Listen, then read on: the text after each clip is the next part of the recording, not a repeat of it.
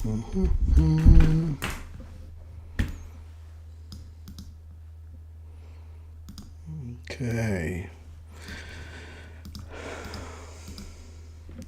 Satnam Aloha, everybody. Welcome to the live stream. Just got this other thing up here. And let me know if you can hear me okay, that I'm clear. And, okay, I can see myself over there. Okay. So the first thing I want to do is tune in. And I think I have, okay, second here.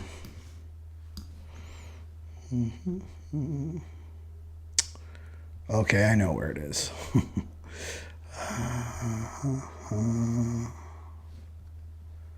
Okay, there it is. Great. Okay.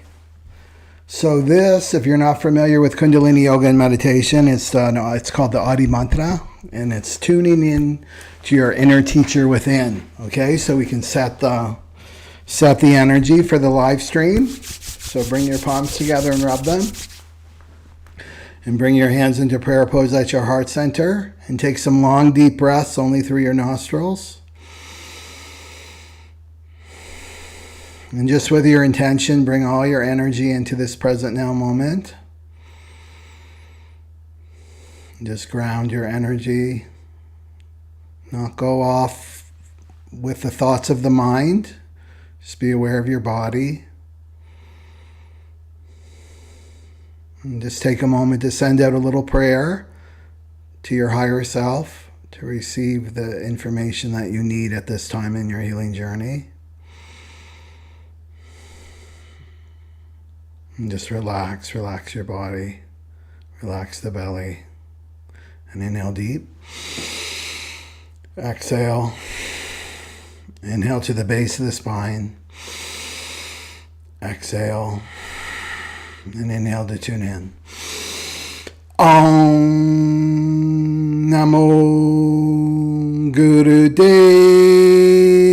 Namo. Om Namo Gurudev Namo. Om Namo Gurudev Namo. And inhale deeply through the nostrils. Suspend your breath and press your palms together and bring your focus to your third eye, the point between your brows, and channel the energy up with your intention. And exhale and relax your hands down. Great. So if people could write down their human design type if they know it, and any other information they want to share, like their astrology info too.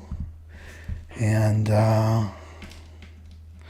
what do I want to do here? I want to get out of Brave there. Okay, and let me just see if there's any comments before we get started. Okay, great, awesome. Thank you, everybody that says the sound is good. Okay, great. So how is everybody doing this week with the Pisces party? It's been a lot. I've been really tired myself and just going through it. And I'm really happy that Mars is turning direct tomorrow. Waheguru, February 23rd. It's been in there. It's been retrograde since December. I think December. Yeah, a long time. Seems like an eternity. Okay, so I just want to talk about... Okay, great. People are writing their things down. So for the new moon, so a reminder that you want to have your natal chart on hand when you're following me, subscribe to my channel, of course. But you're going to learn about your natal chart just by watching my videos. Okay, so just keep that in mind. So this is the February 27th. February 27th. Whoops. Okay. February 27th.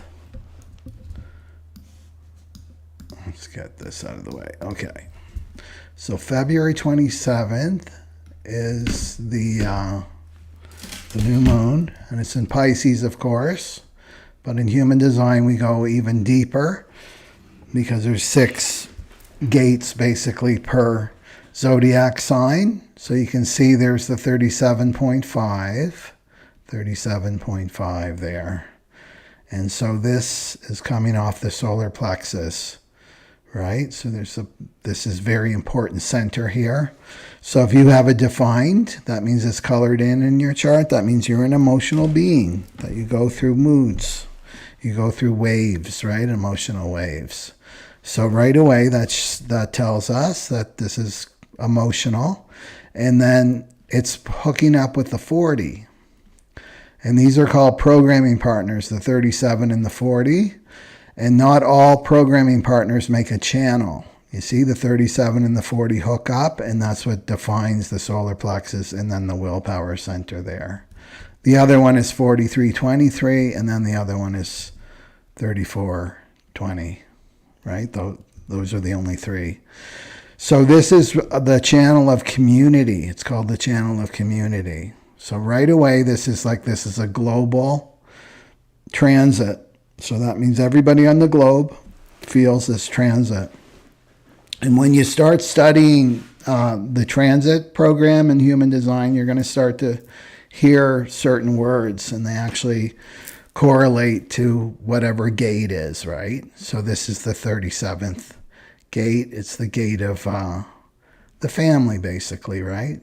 So this will be motivated because the neutrino stream is all about motivation. So what's motivating humanity at a deep cellular level, right? Because the neutrinos are subatomic particles that move through solid objects, and that means they affect every one of us, is looking for community. It's looking for community for this new moon, right? And the new moon's all about planting a seed. It's starting a new cycle. It's starting a new cycle. So looking for community, looking to where I belong.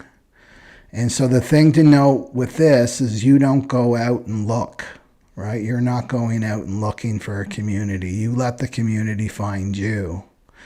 And how do you do that? Well, you have to be yourself. You have to be your authentic self. This is so key during this time that we're in, this closing up of a cycle, right? The cross of planning ends in 2027. You have to be your authentic self, and then you'll be in the right community. So if you're wondering, like, I haven't found my community yet, I don't feel like these are my people, right? I feel unfulfilled. I feel empty. I feel like it's really shallow, these connections that I'm having. Well, you got to go back to you, right? Are you being your authentic self? And the community around you is just mirroring you. Maybe I'm being shallow. Maybe I'm hiding myself. Maybe I'm not fulfilled in my life, right? So this is the key, is to be your authentic self. And that if you leave with one message, if you're like, okay, I'm done with this YouTube, then I want you to take this message, to be your authentic self, right? So the 37 is really interesting. So this new moon, right, this new moon cycle is a journey, right? So you're seeding something this new moon, and the journey is from weakness to equality. And the city is called tenderness here. So what's really key about this 37, and let me know if you have it. Maybe you have this natally in your chart, or maybe you've got the 40, but you don't have the 37, right? So the 37 here is really interesting because the global cycle, the 400-year plus cycle that we're leaving behind, started in 1615, right, around the time of the Industrial Revolution. And it's ending in 2027, right? And then we're beginning a whole new 400-year cycle plus, right, the cross of the sleeping phoenix. But in terms of the themes of the cross of the sleeping phoenix, this is a major theme, this 3740, as well as the 16, right? The 16 and the 9 are the other two, but we're talking about this one today, right? So the 37 is a major theme. So how it starts off, right, is started off with 37. So let's look at this. 37 is a major theme. In 1615, it was 37.6, and then it's been slowly moving downwards, right, to the bottom. And then 37.1, that's what we're in right now. And 37.1, when did it turn from 6, 5, 4, 3, 2, 1? In the 1961. And that was a huge time in our, in the expansion of consciousness for humanity, the 60s, right? So we've been in this 37.1 since 1961. And then in 2027, it's going to move into 55.6. And that's going to be a whole new theme, right? So a first line, whenever you see a first line in your chart, especially your profile, if this sun and earth, or over here, it's like a red sun and earth in your natal chart, has a 0.1, then you resonate with this time that we're in right now, right? So this is about getting to the foundation, getting to the root of things, right? What's all this about? That's the 37.1, finding the foundation of things. And then we're going to be moving into a 6-line theme. It's completely different. This is like, how can I feel secure, right? Humanity looking for security. How can I feel secure on the planet? How can I rid myself of this fear, right? So whenever anything is changing and switching, like even astrology, right? Neptune, 29 degrees Pisces. When it gets to the 29th degree, it's about to move into like 0 Aries. Then things get really intense in terms of that sign, right? It's called a critical degree. So this would be like a critical line, right, that we're in right now in these next couple years. And then because it's going to be switching over, not just the line, but the whole hexagram, right? 37 to 55. So we're getting to the root. So let's talk about this 37, right? So it's the shadow of weakness. We want to look at it from the shadow perspective because that's your journey. And this is, we're bringing darkness into the light. You can see this on the planet. These shadow patterns are coming up. Nothing can be hidden for the Aquarian age. And that means all these shadows have to be seen, right? And felt and then integrated. So we're going to see more and more of these shadow patterns coming up. So the weakness, well, it has a lot to do with gender, the 37, and we're getting to the root of gender. That's why we're seeing all the confusion around gender out on the planet and the different expressions of gender out on the planet, right? This is all, especially with the Pluto and Sagittarius generation, the people that were born when Pluto went into Sag, right? After Scorpio, so after 1995 until 2008, that generation there, they're really exploring this. Is this a construct? Like where does gender come from, right? It's not just about your bits. They don't always correlate together. And because this is mutating, this 4037, the channel of community, tribal, it's very tribal, that it was definitely had these gender roles, right? And were these gender roles serving us in terms of the expansion of consciousness, or were they just about providing, a good foundation and security to bring up children, right? The 4037. So this is all this is being mutated out of humanity, this 4037. So you can see this new moon is important. That's coming up. But so let's talk about weakness, because this is the so weakness. So this is about submission. Remember I put release submission on the tagline for this live stream. So submits to the fates. This is how you know you're in the shadow of weakness, right?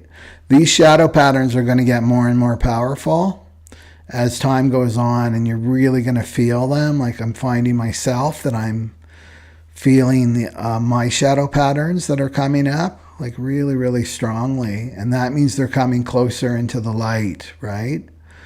So this is submission. It's like submission. And what it is, it's submitting to the fates. And it's going into victim consciousness, right? So this is like, I can't do anything about this. I'm just gonna submit. This is just the way it is. I have no power, right? I have no power whatsoever. And this is when you give up on yourself, right? And you give up on your healing, you know, and we all have that one area in our life that's just like, it's very karmic, and it's rooted in our ancestral patterns and our family patterns, right? And it can seem impossible to heal. It's like, not this again. Like I've tried everything. I've tried all these workshops and these modalities, and maybe I spent a ton of money trying to heal this. It's impossible. That's when you're in the shadow of weakness, right? I'm weak. I can't do this. I'm just going to give up and I'm going to submit. Now remember, there's a difference between submit. Submit is the shadow pattern here in this 37, and it's rooted in fear, right? So the fear is like, there's no support basically for this shadow of weakness. So the fear there, right? So this is not, submission and surrender are two different things, right? So often they get confused. So when you're submitting to something, you're saying, I have no power. I'm just going to give up, right? That's submission. Surrender is when you're surrendering to a power higher than you. Submission is I'm really surrendering to my ego, right? I don't even want to use the word surrender. I'm submitting to my ego, right? And surrender is like I'm surrendering to a power greater than me, which is me, right? God and me and God are one, right? I'm surrendering to the divine. So that's different, right? That's when you're in the gift. That's when you're in your power, is when you surrender to the divine. So you want to look at that, and where is it? So you want to look where you feel powerless in your life. Just even reflect on that. Where do I feel powerless in my life? Like I have no power, I'm just stuck and I'm limited in this place. Where do you struggle, right? Where do you think that you're weak, right? Where do you think that you're weak in your life? Maybe you're weak in your finances. Maybe you're weak in your health or your relationships, right? Some area. And this weak is a perception. It's a perception of your ego, and it's not true. Right? So this is where you're weak. This is the journey to equality, right? Is to look at where you're weak, where you tell yourself you're weak. Maybe other people tell you you're weak in that area too, because they're just like reflecting back your own mind and ego. Well, that's a potential where you're the most powerful, right? Where you can be the most powerful. Is this weak? It's not actually a weakness. It's very, very powerful. So you can see where this could work with gender, right? Like, the male is stronger than the female. The female is weak, right? Because they're only measuring it. The ego only measures through physicality, right? Well, the male is stronger because he's built physically stronger than women, but it's not necessarily true, right? So this is about coming into balance. This journey for this new moon is to come into balance. So we've got to look at, this is tribal consciousness, right? And this is leaving for the cross of the sleeping phoenix. So it's tribal, right? So every channel is either tribal, collective, or individual. And then it's delineated in other ways too, but I want to keep it simple here. So tribal, whenever you see tribal, this is about trust, it's about fairness, it's about support, it's about structure. So all tribal, like it's the bargain, right? The bargain here. So that's what's needed in in your relationships is trust, fairness, support, and structure, and the tribal relationships. So you want to ask yourself how can you create balance, right? And this is about because this is the gate of the family, right? How do you bring your inner family into equality? And you'll remain weak otherwise. And you're like, what? What's an inner family? I thought it was about my own family of origin. Well, the thing is, we have an inner family, right? So we have our inner father, we have our inner brother, our inner sister, and our inner mother. And these have to come into balance. That's what equality is, right? So this will show you, right, in terms of family healing, that a lot of spiritual people are like, I'm done with my family of origin. I left them. I got as far away as I could from them.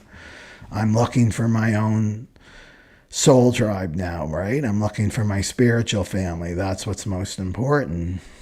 And that's true. But also what's true is your biological family, right? You as a soul have chosen them for a reason, right? So in terms of family and biology, that's your body. That's your vehicle, right? And if you know human design, the red side, right? Those are the patterns that you've inherited from your biological family. And you'll notice my online retreat is bumped March 7th, 8th, and 9th. It's now called the Family Wound Online Retreat, right? So we're going to go more into the present now moment with your family of origin, which basically goes back into your ancestry, but I think it's easier to identify patterns when we look at our own family. So there's a family wound that's been inherited through to you, right? And it's within your vehicle, and there's a way to identify this wound. And this wound is a place where there's a potential for a great gift, right? That's connected to your soul purpose here, right? So you can see it in the chart. And that the other thing that I'm getting people to do is to give me their mother and their father's date, at least their date of birth, the time and location, but the time of birth is not so important. And then you're going to be able to see what you've inherited and what you've here to integrate for your ancestral line. So you heal yourself, you heal them. You don't need to go and focus on them and try to heal them. You just heal yourself. So how this works is, right, these inner things.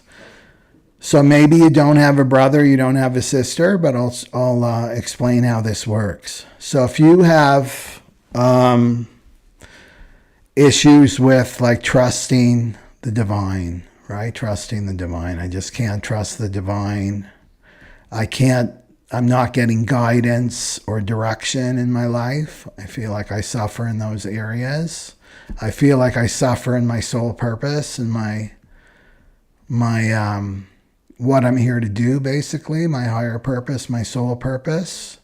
Then this is going to affect you have to look to the father, your biological father. Okay? So if you're not speaking to your biological father, or you haven't integrated whatever father wound that you have, then you're going to have problems around higher purpose and trusting the divine and receiving guidance and direction, right? You may be rebellious, right? Rebellious and unable to receive any kind of guidance or direction, or even to ask for help, right? This comes from a father wound. So there's a father integration here.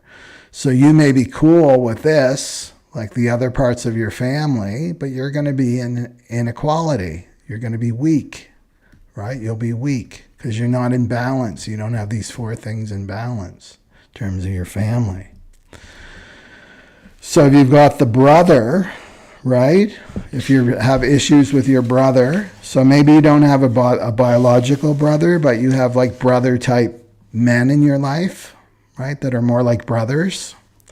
And if you're having conflict with them or a lot of judgment towards them, they just bring a lot of triggering for you, then this is going to show you something. And what does this show you?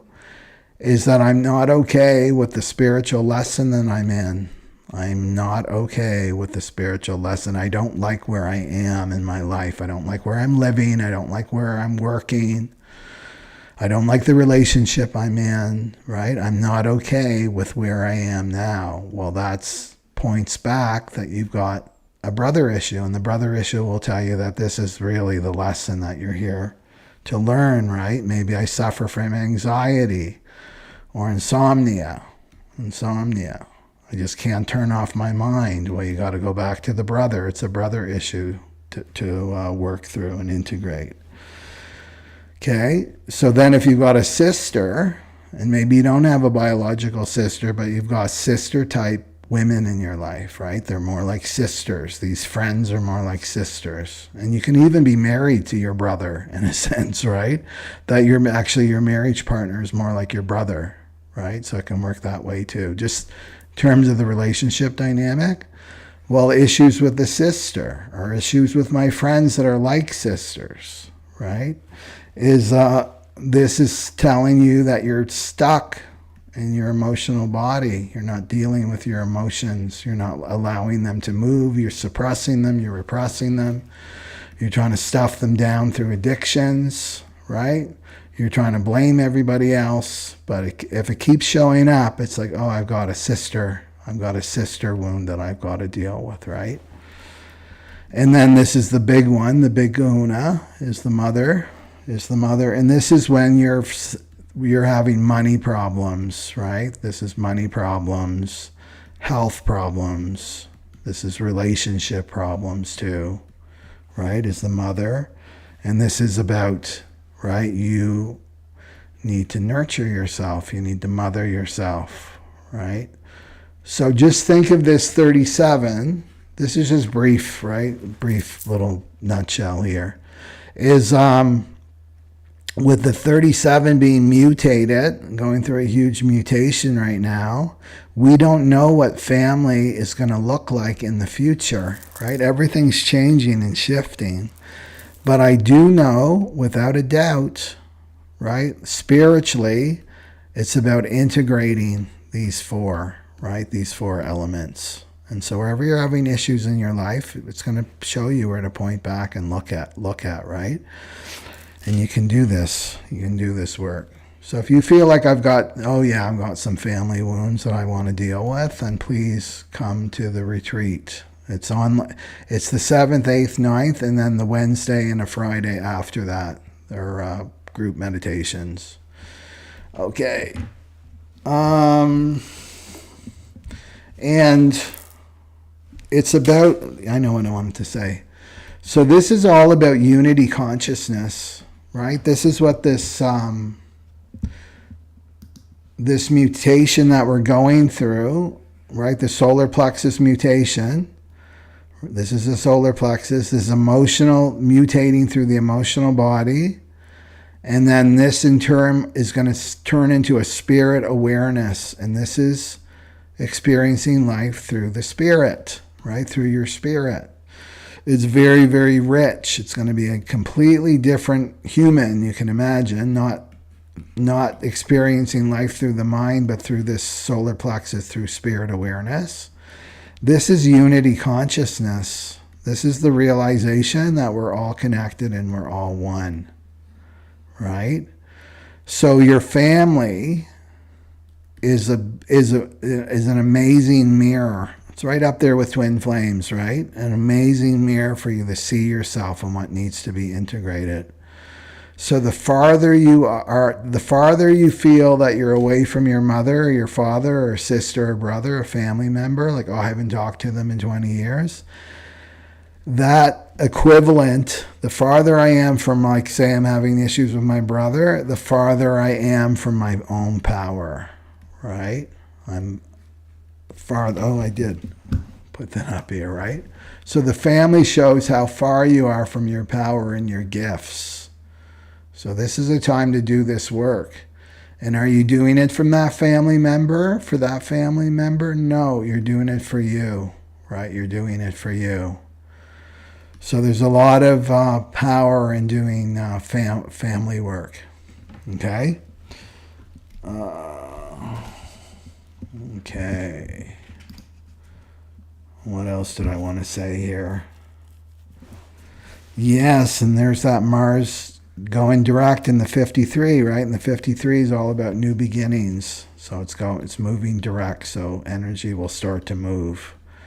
Starting tomorrow, you may be feeling it already. I am. Yeah. Okay. Let me look at some comments, and then I want to dive into the readings. Okay, 40 minutes already. Comments.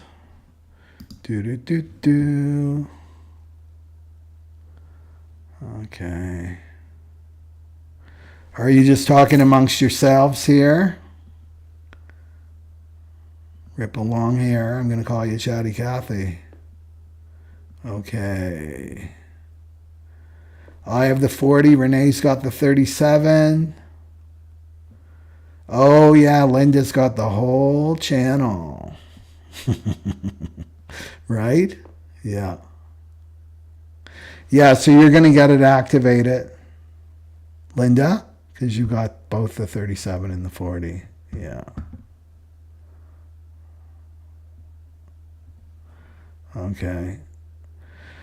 So, yeah, don't let the ego fool you that you can just like rip up your contract with your father and your mother, because it's basically you got to rip out your DNA, right? If you want to do that. It's like, no, that's a new age false teaching. You got to do the work, right? You got to make the effort, right? Freedom is not free. Freedom is not free. It comes with hard work. And the people that know about this, but it can be done. It can be done.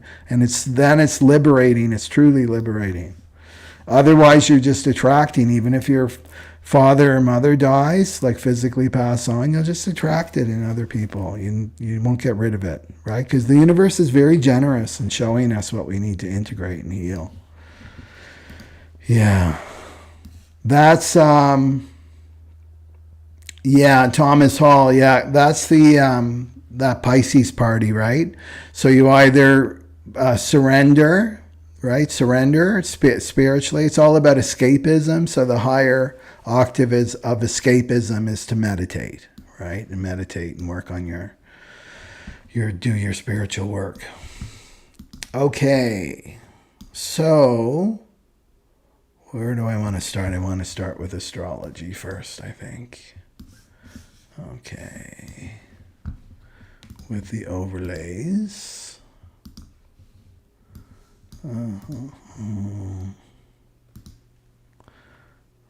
Okay, let me see. Okay, so they're on here. And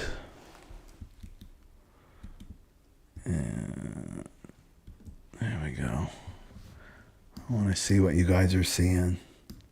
So let me know if you're an Aries, Sun, Moon, or Rising. There we go. Okay, so Aries, Sun, Moon, or Rising. Okay. So Aries, Sun, Moon, or Rising, that's going to be in your 12th house, of course, for Pisces. So the new moon is moving from this 37, the shadow of weakness, into the gift of equality, which is about you coming into balance. So the questions on the table here are, you want to look at where your mind is telling you, this is your mind and ego, that's telling you where you're weak, where you need to give up, right? There's no hope for you here. And this is about your spiritual journey, right? Your spiritual journey, 12th house. This is about trusting. It's about letting go, right? Letting go. And your Aries is like a movement, instinctual. Not so good with relaxation, So this journey from weakness, you got to look at, where do I judge? Where do I judge relaxation as I'm being weak, right? I'm being weak. It's weak for me to relax. It's weak for me to focus on my spiritual journey when there's so much stuff I've got to deal with in the material realm, right? This is about letting go. This is about miracles, right? Like relying on the divine for your healing, relying on the divine more and more for miracles. It's moving you out of the journey here wants you to move out of doership. Do you know what that means? It's like, I'm the doer. My ego is the doer. Nothing gets done unless I do it, right? And this is false, right? That's false. So this new moon is about you digging this out and becoming more in balance, right? So more in balance with your work and your doing, with relaxing and letting the divine do some of the heavy lifting for you, right? So you can feel unsupported with this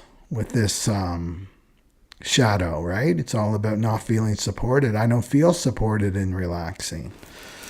The thing is, if you're in relationship, right? Maybe you're in a relationship, maybe your husband or your wife or your partner or something, and you're doing all the doing, right? As soon as you pull back, then they have to step up to keep the balance, right? To keep the balance.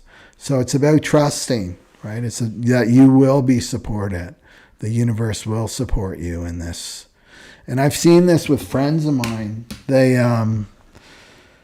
the ups and downs of the energy right now. They're self-employed, and then there's one day it's like, oh, I gotta. He's an acupuncturist, and he's like, oh, I'm so tired, right? And then suddenly, two of his clients say, I can't make it today. Can I reschedule? Like, things will happen like that, Aries. So just this is really about embracing relaxation. Okay. And then,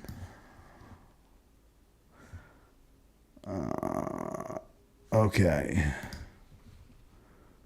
And then let's go for Taurus. Taurus, moon, sun, moon are rising. So this is the new moon is activating the 37th gate here. And it's the shadow of weakness. It's the gift of equality, and it's the city of tenderness. And so this is in your 11th house, right? So this is about your friendships.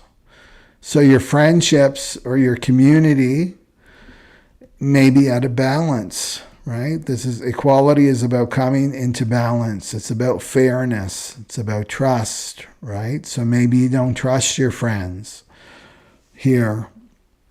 And Pisces rules your 11th house anyway, right?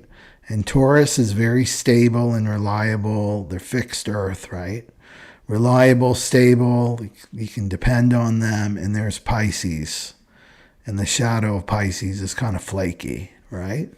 They're just in the flow. It's difficult for them to commit to anything, or, they're always bailing on you. They can bail on you, Taurus. And you're like, I don't feel supported in my friendships. I feel like I've got to be the strong one all the time. And when I need somebody to lean on, then they're not around, right? So this is looking at your friendships as weak, right? So dig that shadow up. It's like, I'm not feeling supported in my friendship community. I'm judging them that they're weak. They're weak. And I'm the strong one. It's unequal. My relationship, my friendships are unequal. What else did I want to say about this? So this is about how can I create balance in my friendships, and maybe just take a baby step. And a baby step could be, Taurus, okay, I'm going to trust that this friend is going to come through, right, for me. I'm going to trust that. I'm not going to expect that they're weak, right? That I'm not going to judge, right? I'm not going to judge and project this weakness on my friends here. Yeah. Yeah, so look at how you can create balance. And then if you're the one doing all the giving, like I said to Aries, you pull back. You pull back. It's like this relationship, this friendship is out of balance, right? I'm pulling back. I'm not going to give so much, right? But I'm also not going to expect that they're going to bail either when I start to ask for help, right? So it's about coming into balance for this new moon. Okay. And then Gemini, Sun, Moon, or Rising. This is the 10th house. The 10th house. So this is where you got to look at, you feel like your career, where you work, right? Your reputation, right? Is out of balance. It's out of balance. And you're not feeling supported in this 10th house, right? So this could be a boss, like an authority figure for you, Gemini, that you don't feel like you're recognized, seen. You feel like completely out of balance. You feel that you're weak in this area, that you're weak. I'll never climb to the top. I'll never be seen as an authority, right? That I'm just weak in this area. No matter how much I try, I can never, I can't get that promotion that I want, or I can't be at the top of my field, right? Something like that. Your social status, and can something be out of balance here? So watch the beginning of my video where I talked about the inner family, and you want to look at your father, like issues with your father here. Okay. So to look, like, how can I create balance in this relationship with my boss? Maybe I got to start standing up for myself. Maybe I got to start tooting my own horn, right? And the good thing to do is just to look back at what you've accomplished and what you've done, and then write it down. That really helped me back in the day when I had a job, was just to write down. Don't rely on your ego, especially if you're not good at this, and you won't be, because the shadow weakness is here. The ego and the mind are telling you, right? I just have to submit to the fates and puts me in victim consciousness, right? That this is as far as I can achieve in this lifetime, right? So just do that exercise. It's like, okay, I'm going to write down my achievements, right? I'm going to write down what I've achieved so I can bring this to the table, especially if you're looking for this new moon, you're looking for a raise or something, or more money, right? Just like, it's okay. So it's like, how can I support myself? Because the dilemma here with the 37 is support. I'm not going to receive support here. So you want to look at, like, how can I support myself and stand up for myself? Okay. So that's Gemini. And then let's go for Cancer.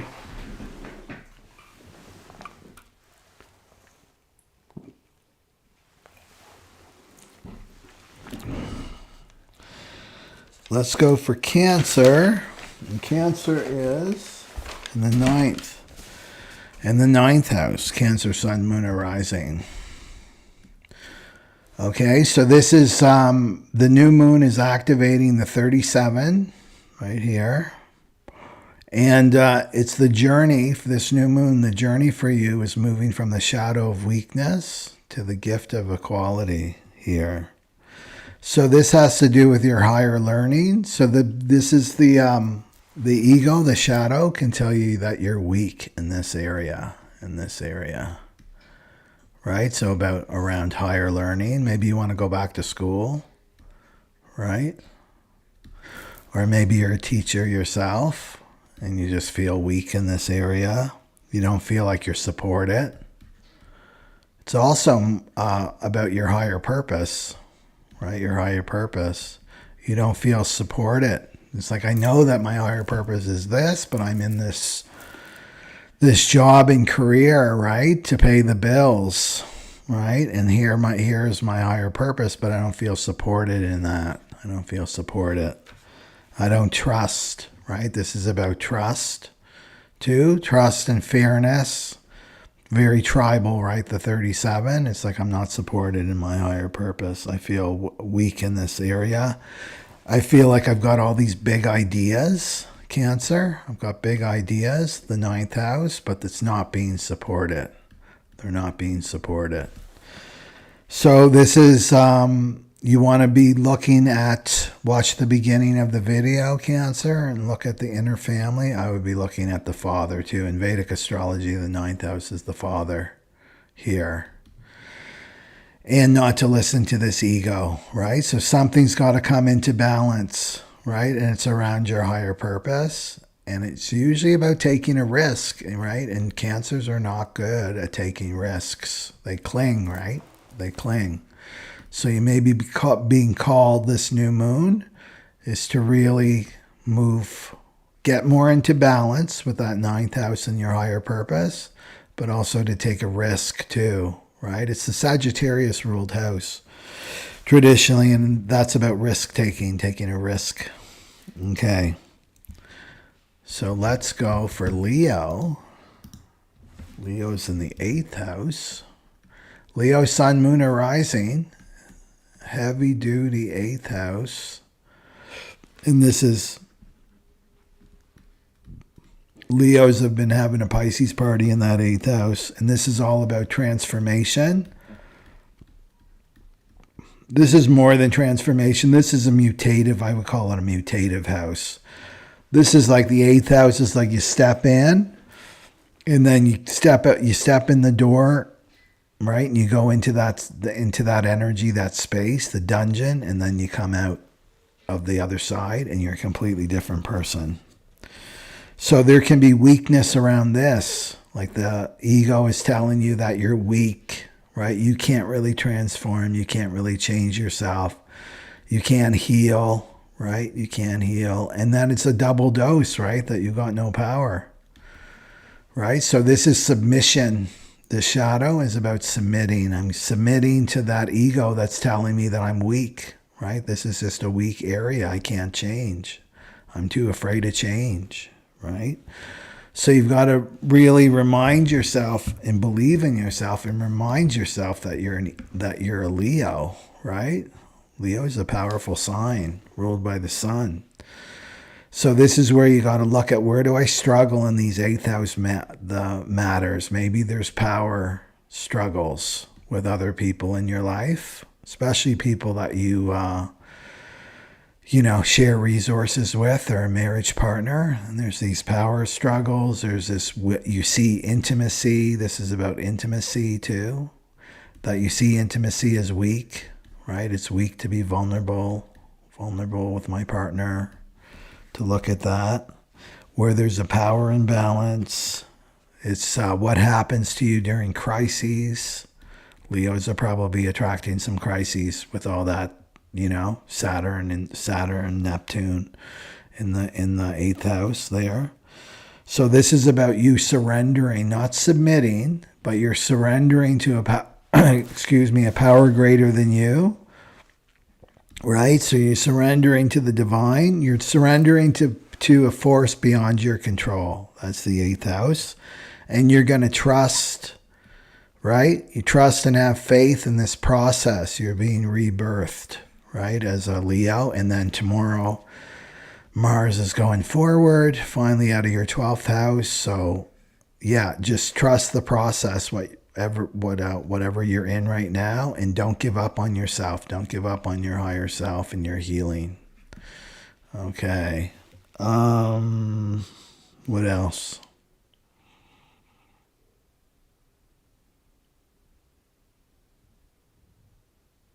And receive. That's a word I'm hearing. So receive. So the receive and the give have to be in balance. That's the equality, right? So Leo's got a lot of really learn to receive help from the external, receive money and prosperity from the external. Okay, that's Leo. And then Virgo, sun, moon, or rising. And what is that in? Oh, that's in the 7th house. Excuse me.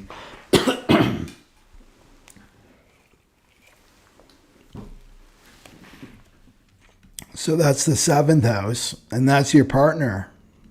So could be your marriage partner or your business partner. So this is seeing your partner as weak, right? So this is an inequality with your relationship with your partner.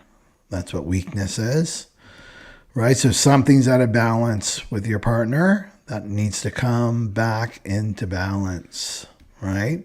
So you want to look at this shadow pattern. The new moon's activating the 37. And this is very relationship, right? Focused here, the 37, the 40.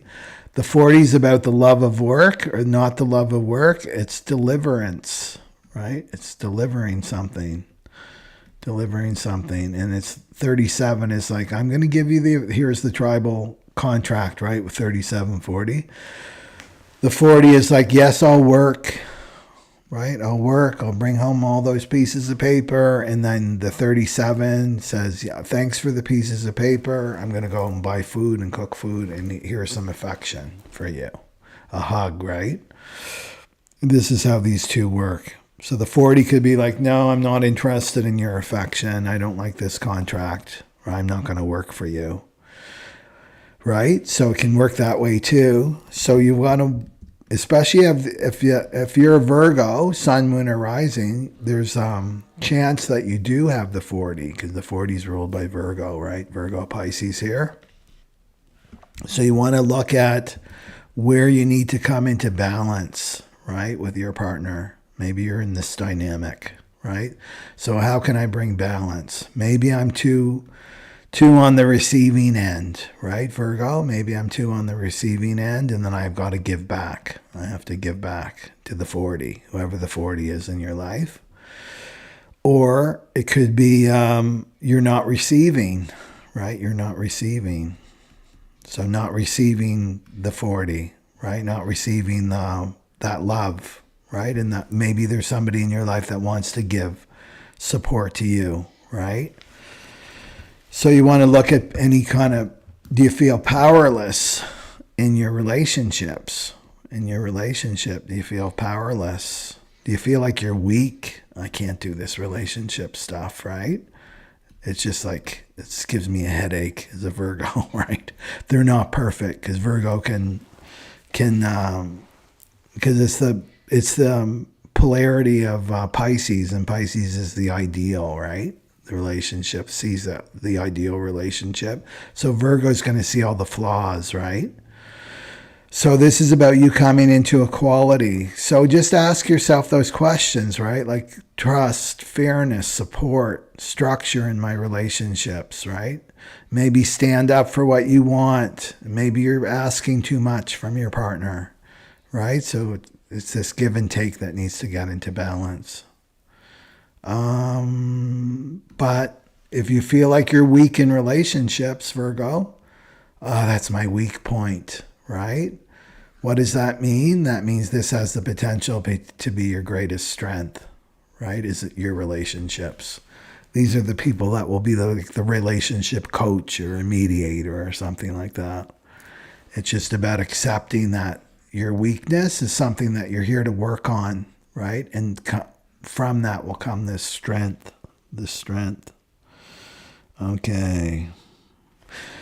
Okay. And I'm just seeing the teeter-totter, right? If you remember as kids, do they still have teeter-totters? I'm not sure. So, the up and down, the up and down. And if somebody comes too close, out of balance, and the other one flies up, or the other one gets off and the other one comes crashing down. So it's getting your teeter-totter in balance, right, Virgo? Okay, in terms of your relationships. And then let's go for Libra here. Oh, there's my coffee. Where's Libra? So there's Libra here. And Libra is in the 6th house right here.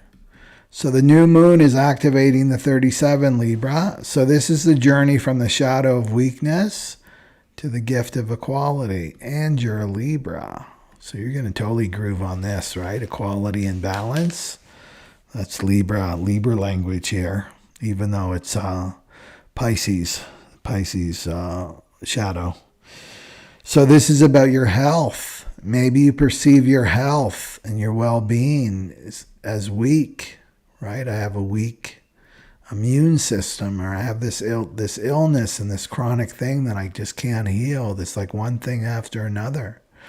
Well, you've got to look at your sixth house, and this is your health and well-being, is that this has the potential to be a great strength, is your health, right? This is about fixing things too. The sixth house is about fixing things, right? So Virgos know this, like Virgo, Sun, Moon, or Rising know this, that one of the highest purposes of Virgo is that they go off balance, right? Just because the sixth house is traditionally ruled by Virgo, so they go off balance. It's just part of how they're designed. They go off balance so that they can come back into balance. They can come back into balance, off balance, into balance, off balance, back into balance, so that they know what they do. They know what they need to do to bring themselves back into balance in terms of their health. So Libra, I feel like that's a big word for you. It's a big word for you anyway, but balance within your health, right? Your health. So this is the work relaxation, right, that I talked about with Aries. So your work and relaxation, right? You need to keep these two into balance. It's like I'm working too much and I get stressed and then I get a cold or the flu. Got to get back into balance. I have to relax more. I relax too much and then I get depressed, right? I get depressed and I get into these funks. Okay, I got to work, right? More. And work is like doing, right? That's what I mean by work. It's like you're doing, you're active.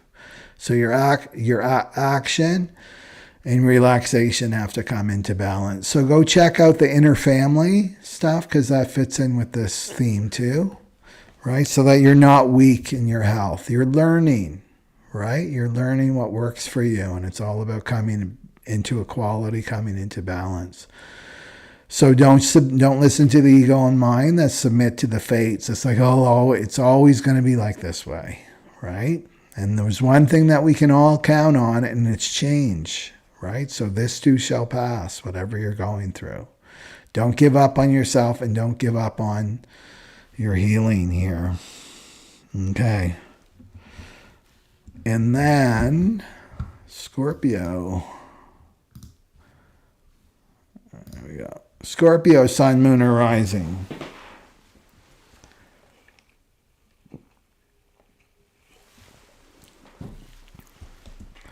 And that's in your fifth house.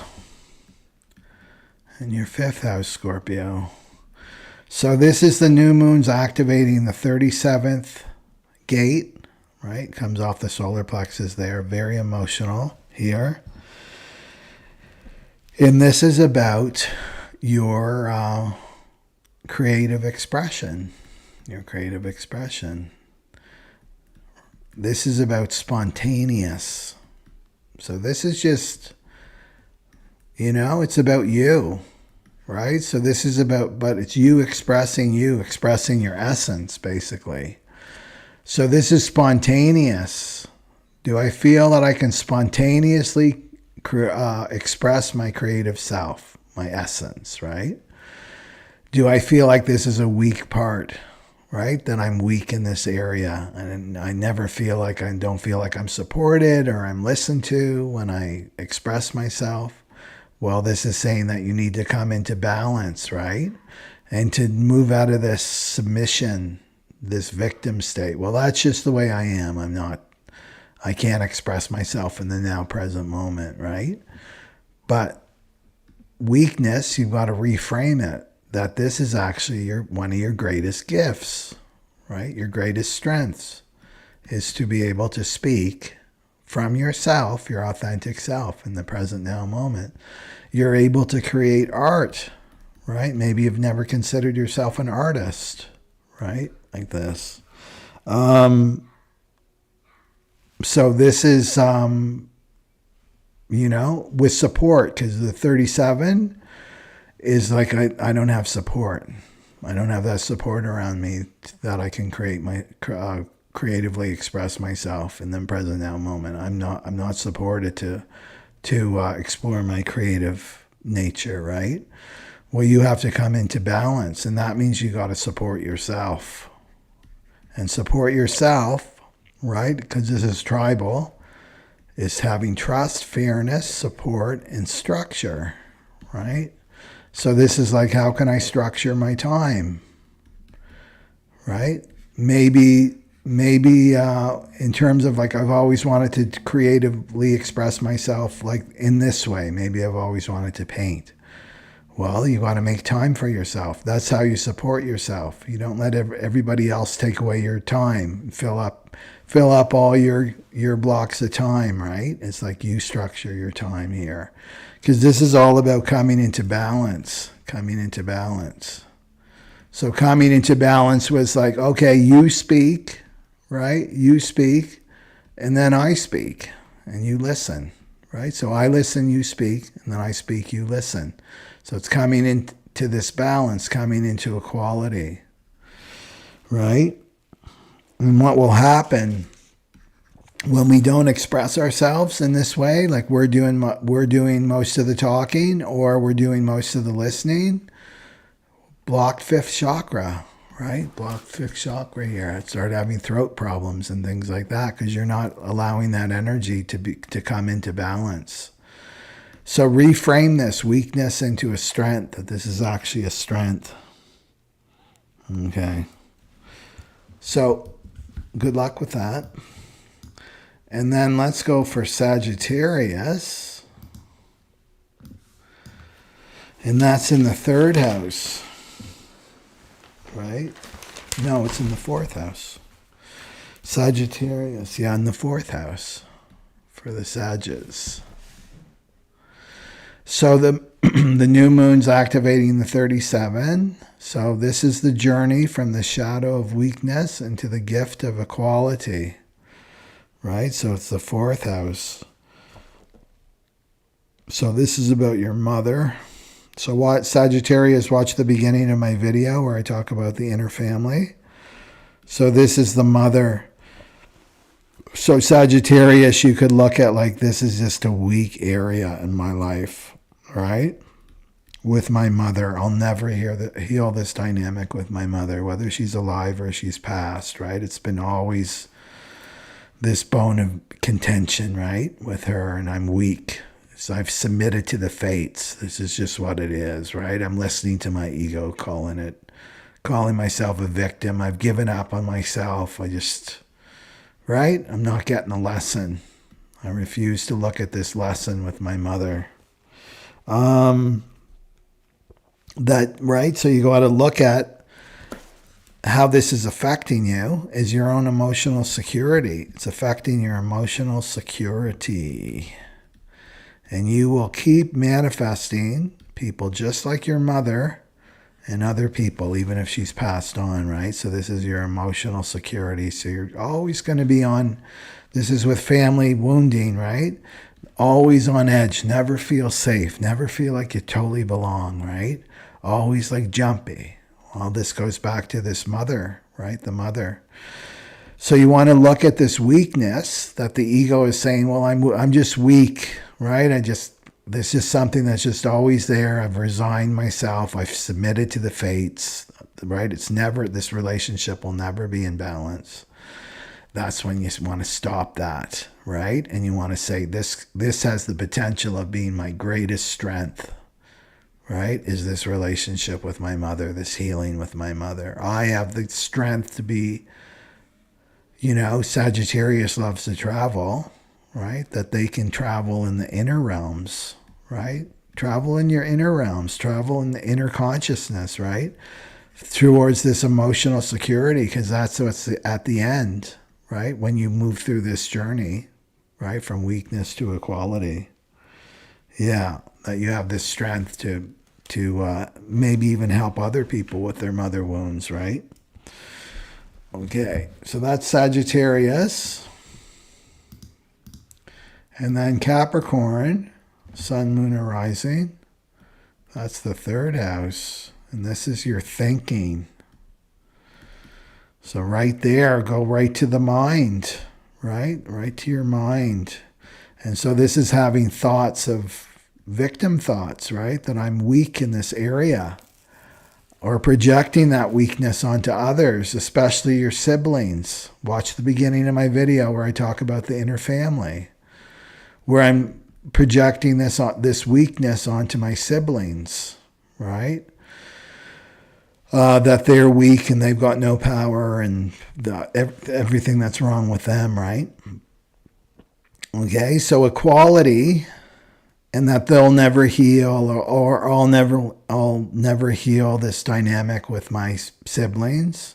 I just feel powerless in this area of my life. I struggle with my relationships with my siblings, right? So you want to look at where you can create balance, right? So start with your thinking, and then if you've got brother and sister or people that in your life that are very brotherly or very sisterly, that counts too.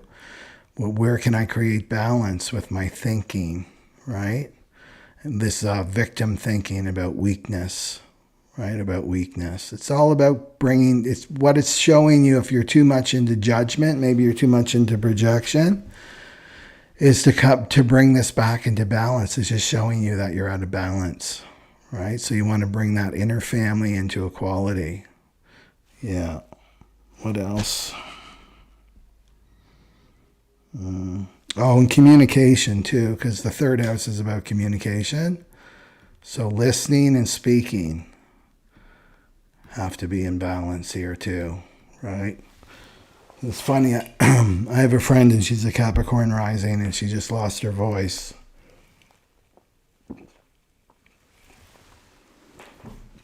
And it's the universe telling her to listen more, right? So that can happen too with the shadow patterns. Things that happen to our body, or, you know, if your left ear, if you got a left earache or it's closed off, your left ear is showing you've got to start listening to yourself. Or if it's the right ear, you've got to start listening to other people or the external around you, right? So we'll show you what to work on. So that's Capricorn. And then let's go for Aquarius, Sun, Moon, or Rising. And that's in the second house. So there can be, with the new moon activating the 37, with the journey from the shadow of weakness to equality, this could be about money. It's about your material worlds here. You may feel weak in this area, right, of like money. It's just, right, I'm submitting to it. It's just like I can't, right? I can't manifest. And it's Pisces rules your second house. Right? So this is an area where things come and go, right? Pisces is ruled by Neptune. So that can be a place where you're judging yourself as weak. It's just like, no matter how much I try, I can never earn this much money, right? I'm just going to give up. But the thing is that where you're weak, you've got to reframe it. That's where you can be the most powerful. Right? You have the greatest strength in this weakness if you make the effort to transmute this shadow, right? And also you want to go, if you want to go to weakness, because Aquarius is fixed air, so they can be very stubborn, is to really feel this weakness, because it's like the shadow is the lack of support, right? I don't have any support here in terms of my earnings, whatever that is, and it's going to affect your self-worth, self-esteem, right, Aquarius? So that's like the root of it, like that's the emotional block right there, is self-worth and self-esteem. And then look at this lack of support about earning money, attracting money into your life. Yeah. Okay, and don't give up on yourself, Aquarius. The shadow wants you to give up on yourself and be powerless and in victim state, and that's not who you are. You know, and the Aquariuses are going through it because they got Pluto in the next 20 years in their first house, the Aquarius. So they're completely reinventing themselves, right? Okay. And then Pisces. We're already at Pisces. And Pisces is in the first house, of course. In your first house. So this is you actually being the embodiment of this weakness, right? Maybe you feel like your whole identity and who you are, right, is weak. I'm just weak. I'm a Pisces, you know? I'm fragile. I'm a Pisces. Listening to this nonsense. And this could be your sense of self. And who you are is not supported, right? Your authenticity is not supported by others. You can be going through this too. So the new moon is you're going on a journey from weakness to equality. You're coming more into balance, right? So how do you come into balance here is you have to look at the 7th house, right? So in terms of your relationships, right? So it's about supporting your own identity and who you are and your authenticity, right? So somebody's in Pisces, people have to learn about boundaries anyway, right? That's one of their greatest lessons is boundaries. So if your 7th house, you know, your Virgo is coming at you with this is who you are. I'm going to tell you who you are and I'm going to tell you what's wrong with you, right? And you should do this and you should do that. You just go, hold up, right? That's not who I am. You think you know me, but no, that's not me. Right? And you don't need to say, well, you're projecting and turn it on them and try to fix them. You just stand up to yourself. Stand up for yourself. No, that's not me. So you don't want to go into this place of powerlessness. Well, that's just who they are, right? And it's like, no, it's you, you know, asserting your Satnam, right? Satnam, truth is my identity. And it's just all you can say. You can just, it's that easy. No, that's not me. I don't know who you're talking about, but that's not me. And that's how you can bring balance back into your relationships, right? The fairness, the support and structure, and then you're in this means that you're in balance, you know? Because sometimes we have to play it on the external to come into balance, and then we're internally in balance. So go check out the inner family part that I did at the beginning. Okay. So that's that. Okay. Okay.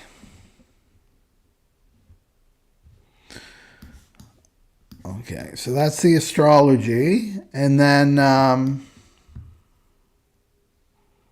let's go to, do some cards actually. Maybe we'll do human design first. Okay. I got to get rid of Pisces here. There we go. Generator. Okay. So let me know if you're a generator. So generator type. And so generators, in case you haven't watched the beginning of the video, where the new moon is activating the 37th gate here. Right there. And so we're talking about the journey from weakness to equality. So check out your astro, right? Your astrology, your sun, moon, or rising, all three of them preferably, and then bring the messages from those from your zodiac sign into this as a generator. Okay, so you want to read these questions. And this is about unlocking. This is about bringing the dark shadow into the light, right? This is part of our inner work that we're here to do now. Okay. So I'm going to do some ego cards for the generators.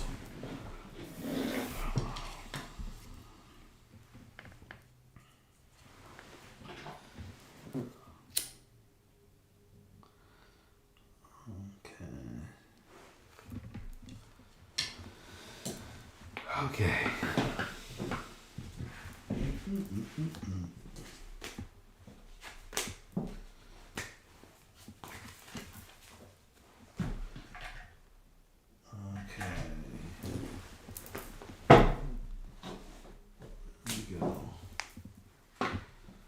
So what do our generator friends need to know?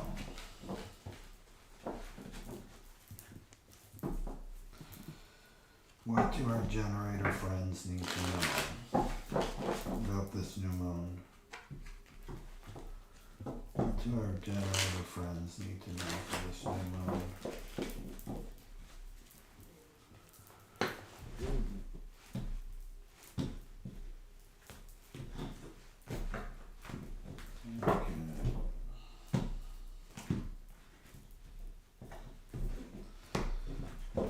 Generator friends need to know for this new moon.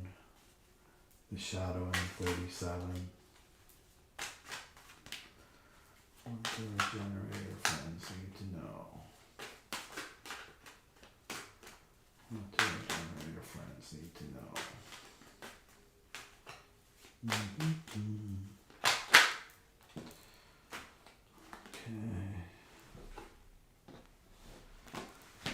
Okay. And then we'll do a guidance card.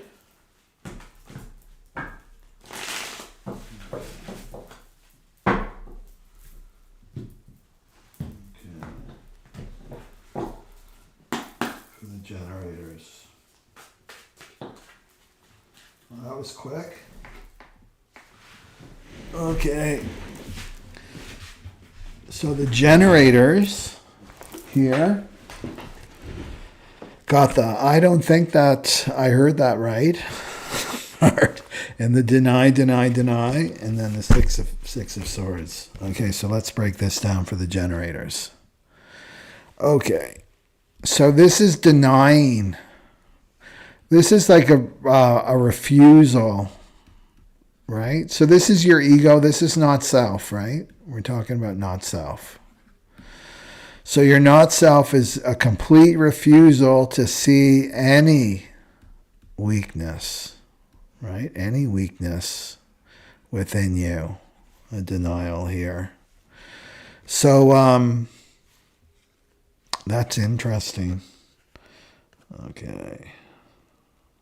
So this is about sweeping things under the carpet, right? So look at your astro to give you an idea of where to look for this, to unlock this shadow of weakness.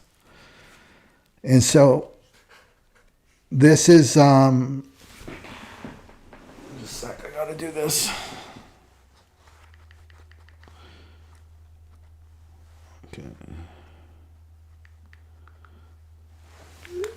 Okay. Okay. So not self, refusing to look at weakness. Okay. Any kind of weakness here. So this would be like a refusal to look at any inequality within your life, right? So anything because that's what weakness is you're out of balance and you're in this inequality. So this could be around your relationships, right? Because the thing is the ego is terrified of change, right? So that's the only thing that we can really rely on right now is change, great change. So even to look at something, right? Because clearly you're getting intuitive guidance with this card here, right? I didn't hear that right. That's the ego. You're getting intuitive guidance, and the ego is like, nah, that's not what your intuition meant. It meant this, right?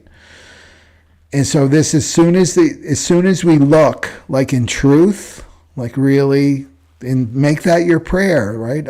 My intention is just to see the truth in this dynamic, right? Whatever the dynamic is, where you're feeling stuck, where you feel weak, right?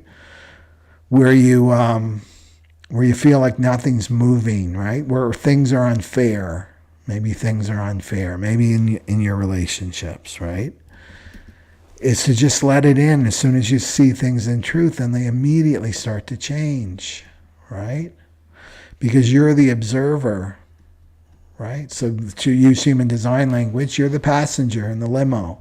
And as soon as you bring your attention to something, bringing your attention to this shadow, then it's going to immediately start to change, just with you even looking at it in truth. So I would look at where there's inequality, right? Non-equality, where things are not fair.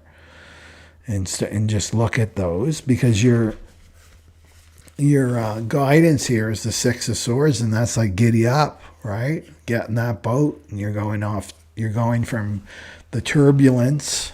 That's funny because the 36 is the North Node, right? The turbulence into the calmer waters, right? So the guidance is for you to move on, depart, accept the lessons, right? Create some distance and leaving something behind. So let's look at this in truth, right? Where do you feel powerless in your life? Where do you struggle? Where do you feel like you're weak? Right? Where you're weak. You just can't. I'm just submitting to the fates. I have no power. I've given up on myself in this area. Right? I can never heal this. Right? So this is about you creating balance in your life. Right? Yeah. But talking yourself out of your intuition is not going to work, because your intuition loves you. Right? Your intuition is coming from your soul. Right? It loves you unconditionally, and it's going to keep sending the message over and over and over again. You can't stuff it down. So this new moon is calling you to come into balance. So even if it's like, well, I don't know about my intuition, I don't trust it, right? I think my intuition is weak, right? Well, you want to go to your strategy and authority, right? So your strategy, start to move from response. Right? Response from that, the navel, right? Your sacral. Yes or no, and keep responding to that, your strategy. And that's going to get you in the boat on the water and moving on, right? So you're being called to move on, right? To where things are balanced for you. So this could be work or a relationship, a living situation, whatever it is, right? Okay, anything else for the generators?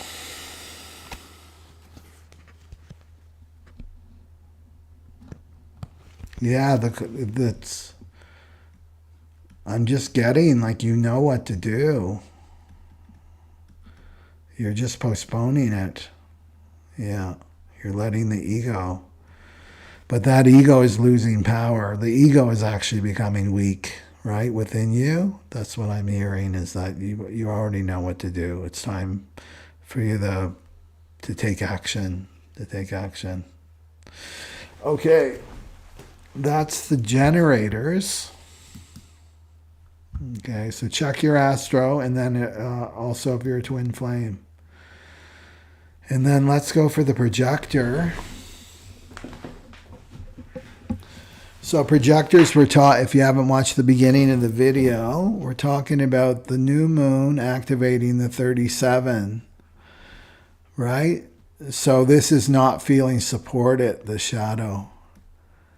Not feeling supported. So this could be not feeling supported in your relationships, in your work, wherever you are in your life. And check out your astro.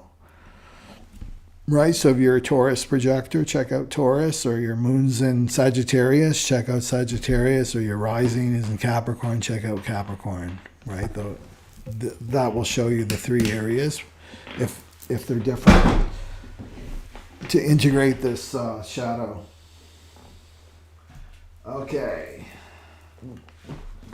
So what do our projector friends need to know? What do our projector friends need to know?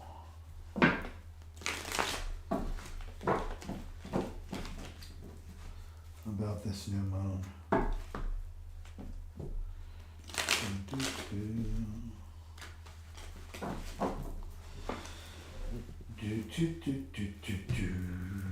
The projectors. Okay. What's the ego? What do we need to know about the projectors? Oh, I knew I was going to get that. Okay. Do we have another one for the projectors? Okay. And then let's go for guidance for the projectors.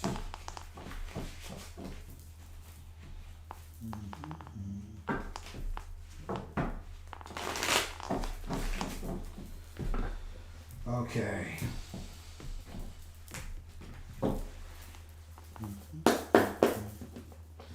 What's the guidance for the projectors? What's the guidance for our projector friends? Okay.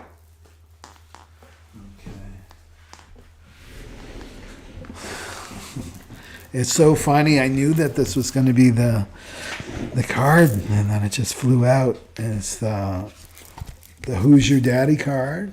Who's Your Daddy card. Rejection. And then the Queen of Wands here.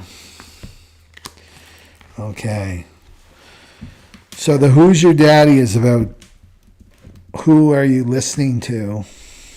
Who are you listening to, projectors?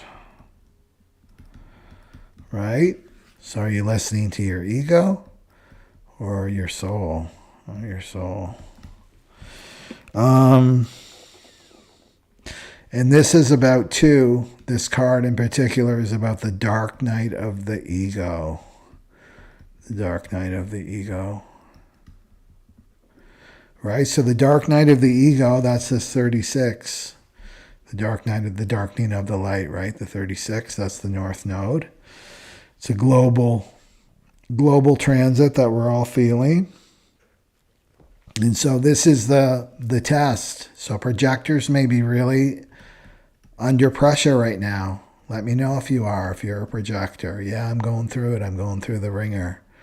Well, chances are you are in the dark night of the ego, right? So this is the big test. And how the dark night of the soul works is that it's not an easy choice, right? It's not an easy choice. Meaning it's an easier choice with the ego, because the ego's there, right? Well, you've got to do this because, and it's all coming from fear and insecurity, because the ego is made of fear and insecurity. And you have to do this and you have to do that. And right, I'm your guide. Choose me, choose me. And then on the other side is the soul, which is like, there's nothing. There's crickets, right?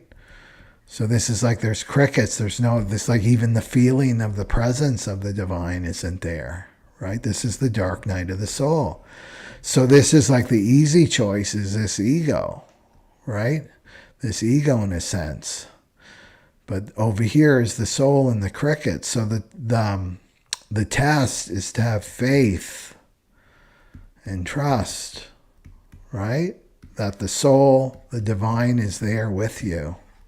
Right? The divine is there with you here. So projectors may be, and it's like this can be doubt. The ego is doubting this, waiting to be recognized, an invitation. This is BS, right? You can't do this, right? Your rent's due next week. You got to do something. The ego wants you to do. And this takes you out of your power. It's out of your, right? It makes you weak, right? You're weak in this position if you're listening to your ego and you're listening to your not self, right? You're not self. So this is the deconditioning process. The ego's not just going to go, okay, I'm just going to go away now. I'll let you just listen to your strategy and authority. I'll let you listen to your intuition. It's like, no, it wants to hang on to the very, very end, this not self. Right? So let's look at the other card. So it's the test of faith, right? It's a test of faith that this new moon is showing you here. The test of, and are you in it now? I don't know. Maybe you're in this energy now. Maybe you will be in this energy, and I'm giving you the heads up. I don't know. So then the other card is rejection. So there can be a fear of rejection, right? So I'm in the dark night of the soul. I'm fearing rejection. I'm in my wounding. I'm refusing to listen to my intuition because of this fear of rejection, this fear of abandonment, right? The fear of abandonment. With the dark night of the soul, I've been completely abandoned by the divine, right?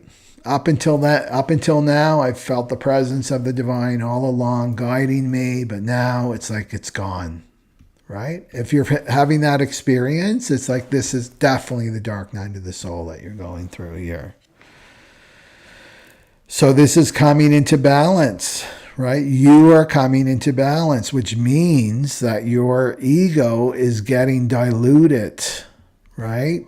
Diluted, and you're coming more into balance with your soul, right? With your essence, your essence. This means you're coming into your power as a projector, right? And this is the time. 2027 is coming faster, and people are going to need the projectors, right? Your power as a projector is that you're able to see into the other. You're able to feel into the other, right? With the laser beam aura, the absorbing focused aura. And you're able to guide someone's essence, guide them out of their darkness, out of their dark patterns, right? That's not self. But the first thing that you need to do is you need to move out of your not self. And then you're way more powerful as a projector, right? So I would face this. Don't be listening to the ego because of this rejection, right? This rejection. I'm going to be abandoned by society. I'll be a social outcast. I'm abandoned by the divine, right? I'm going to reject other people before they can reject me. That's all ego games about rejection here. So dark night of the soul. And then what's the guidance? Is everybody's favorite, the Queen of Wands. So remember with tarot, there's no gender, right? So if you want to be the King of Wands, go ahead. You can be the King of Wands. But we've got the Queen of Wands here too. So this is about confidence. It's having confidence. The divine has made me into a projector. Yes, I face the limitations of that, right? That I can't be like a generator working the 9-to-5 grind. But I also embrace the gift of that, right? It's not weak for me to be a projector. There's a great strength in it when I come into balance, right? So this is confidence, is self-assured, passionate, determined, social, charismatic, vivacious, optimistic, right? So that's the Queen of Wands. And the Queen of Wands has, I love the black cat, right? The little black cat there. That's the black cat energy, which is don't mess with me, right? Don't mess with me. And I'm not going to reject myself, right? So the rejection could be like there's a part of you that sees yourself as weak. Now check your astrology, right? For the message where this is playing out. This is a place where I'm weak and I'm just going to reject this part of me. No, you've got to look at this as a strength. So that's what I feel the projectors, they've got to really see their belief systems around where they see themselves as weak. And it's really easy to do with projectors because I'm a projector, that we're not like the other types, right? So you can't compare yourself to a generator. You're you. It's about embracing your authenticity and feeling confident about that, right? With the Queen of Wands. And she's very intuitive, and she inspires others with vision and creativity, right? So it's something's out of balance. So you have to bring things back into balance. And so stop rejecting yourself. If you leave with any message from me right now, projectors, stop rejecting yourself, right? And come into your power, right? This is victim thoughts here with this shadow. Okay. So that's the projector. And that's it for the projector. Okay. So there's the manifesting generator. So manifesting generators, we're talking about the new moon activating the 37. And so here's some questions.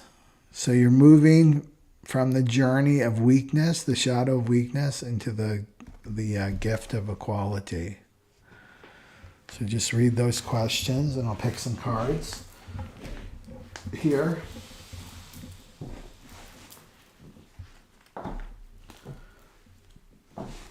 For the manifesting generators. Now,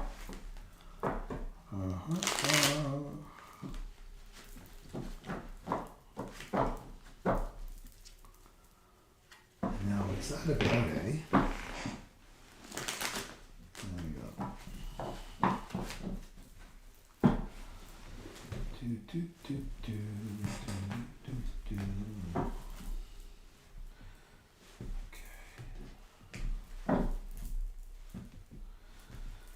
What do we have for the manifesting generators?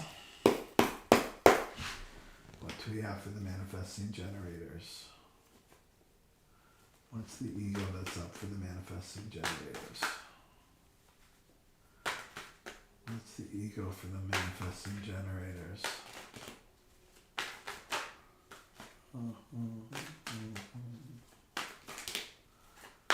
What's the ego for the manifesting generators? Okay. Do we have another one?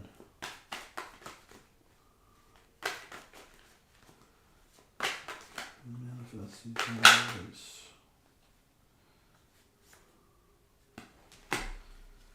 Okay. And then just a guidance card.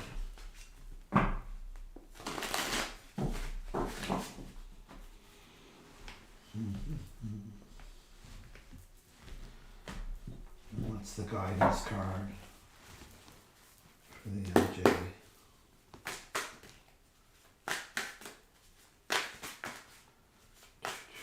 What's the guidance card for the MJ? Oops.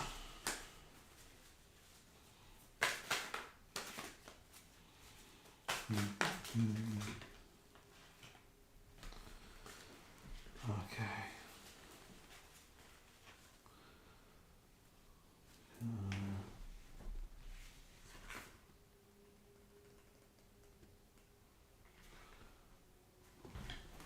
Do you have another one?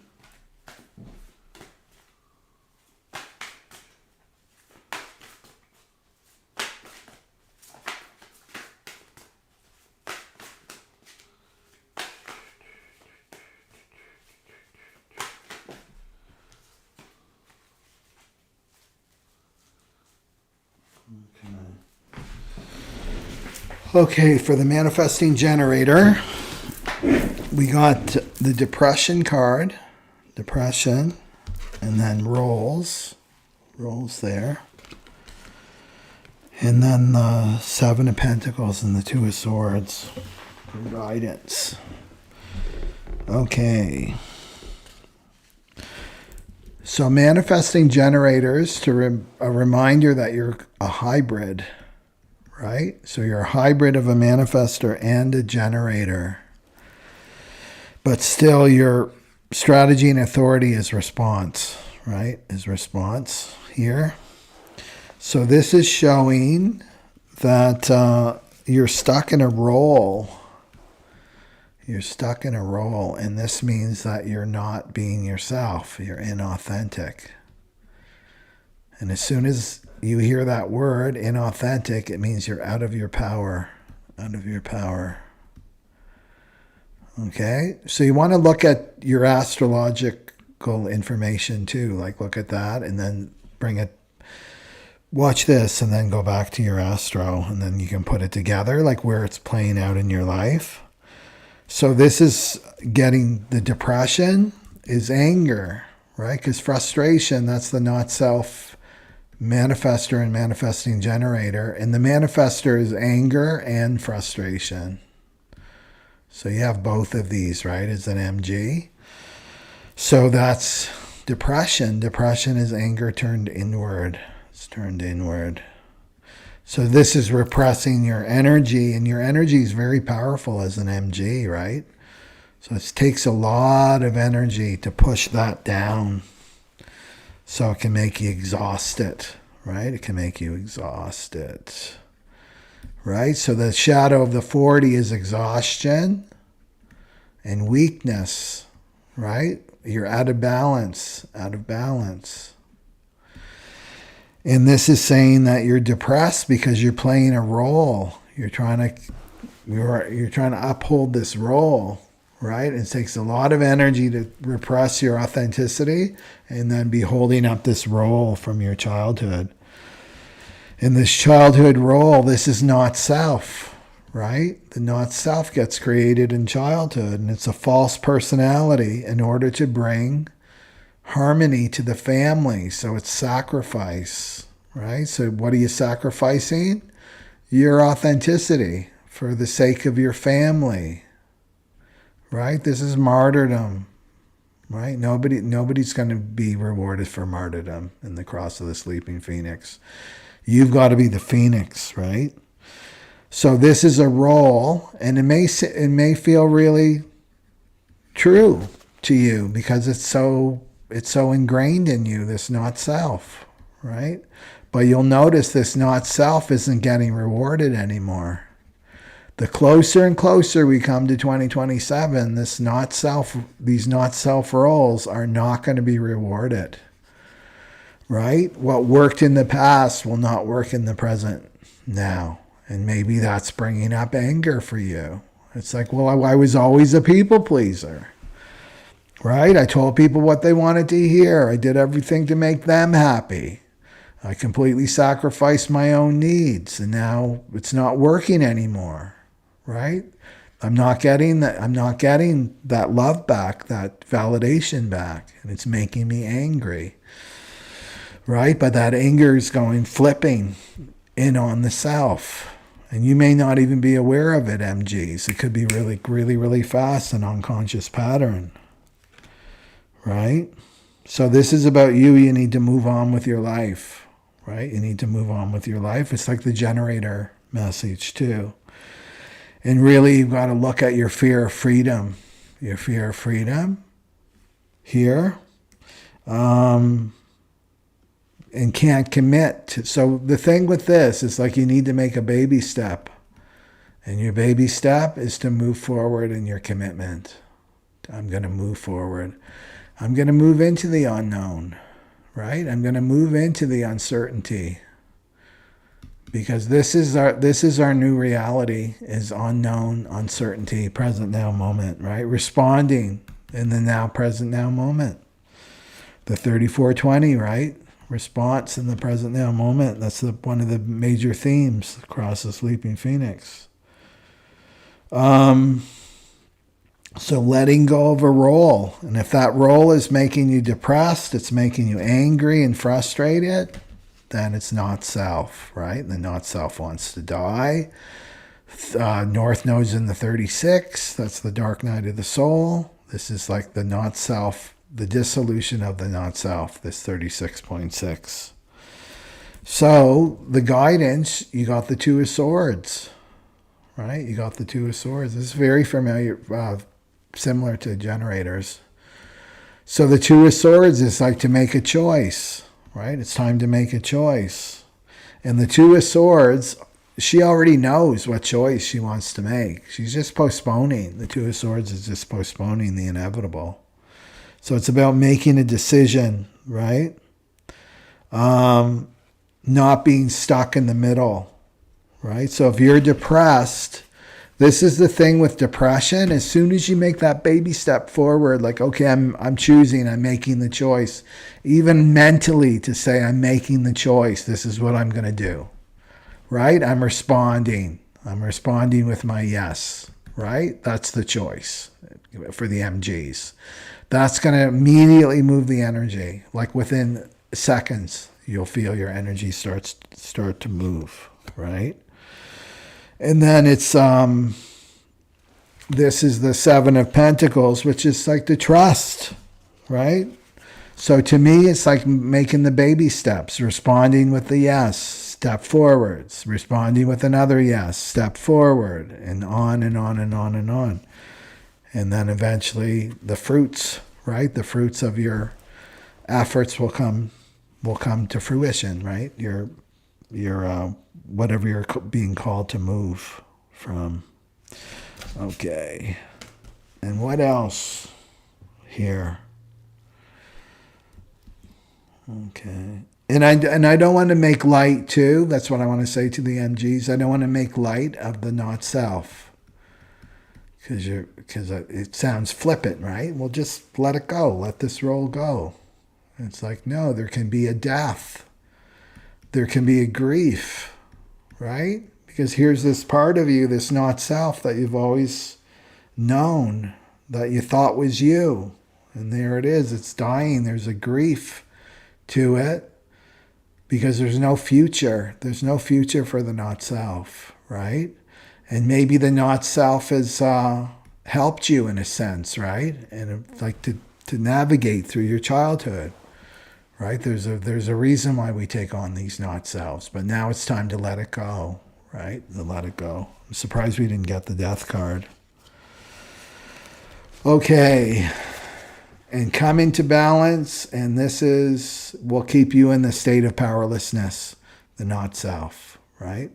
So go to the beginning and watching the part on the inner family, and that will help too. Okay, that's the MG. And then the manifestors, right? So the manifestors, we're talking about the moon activating the 37th gate, part of the channel of community. And so the journey you're making as a manifestor is from the shadow of weakness to equality, which is balance, right? So this has very much to do with the genders, right? The 37 rules genders. And incidentally, the 37, which has been in line 1 since 1961, this is all about social uprisings, right? This is rooted in social uprisings for equality, right? Social equality. So let me pick some cards for the manifestors. And you can read those questions, manifestors, while you're waiting. Here.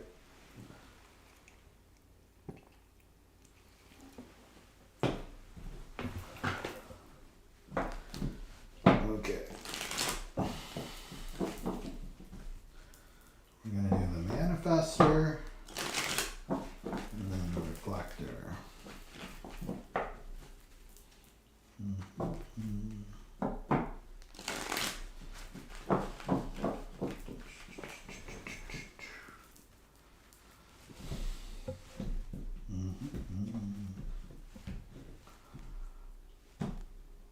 Now it's moving. Okay. So what do we got for our manifestor friends? What do we have for our manifestor friends? What do I have with my manifestor friends? There we go. Okay, do we have another one for spiritual ego?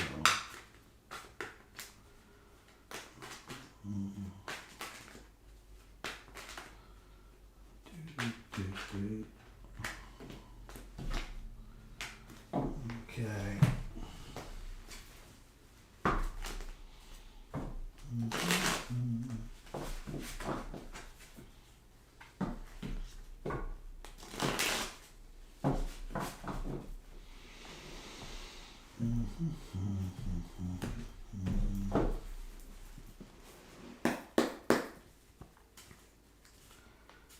Okay.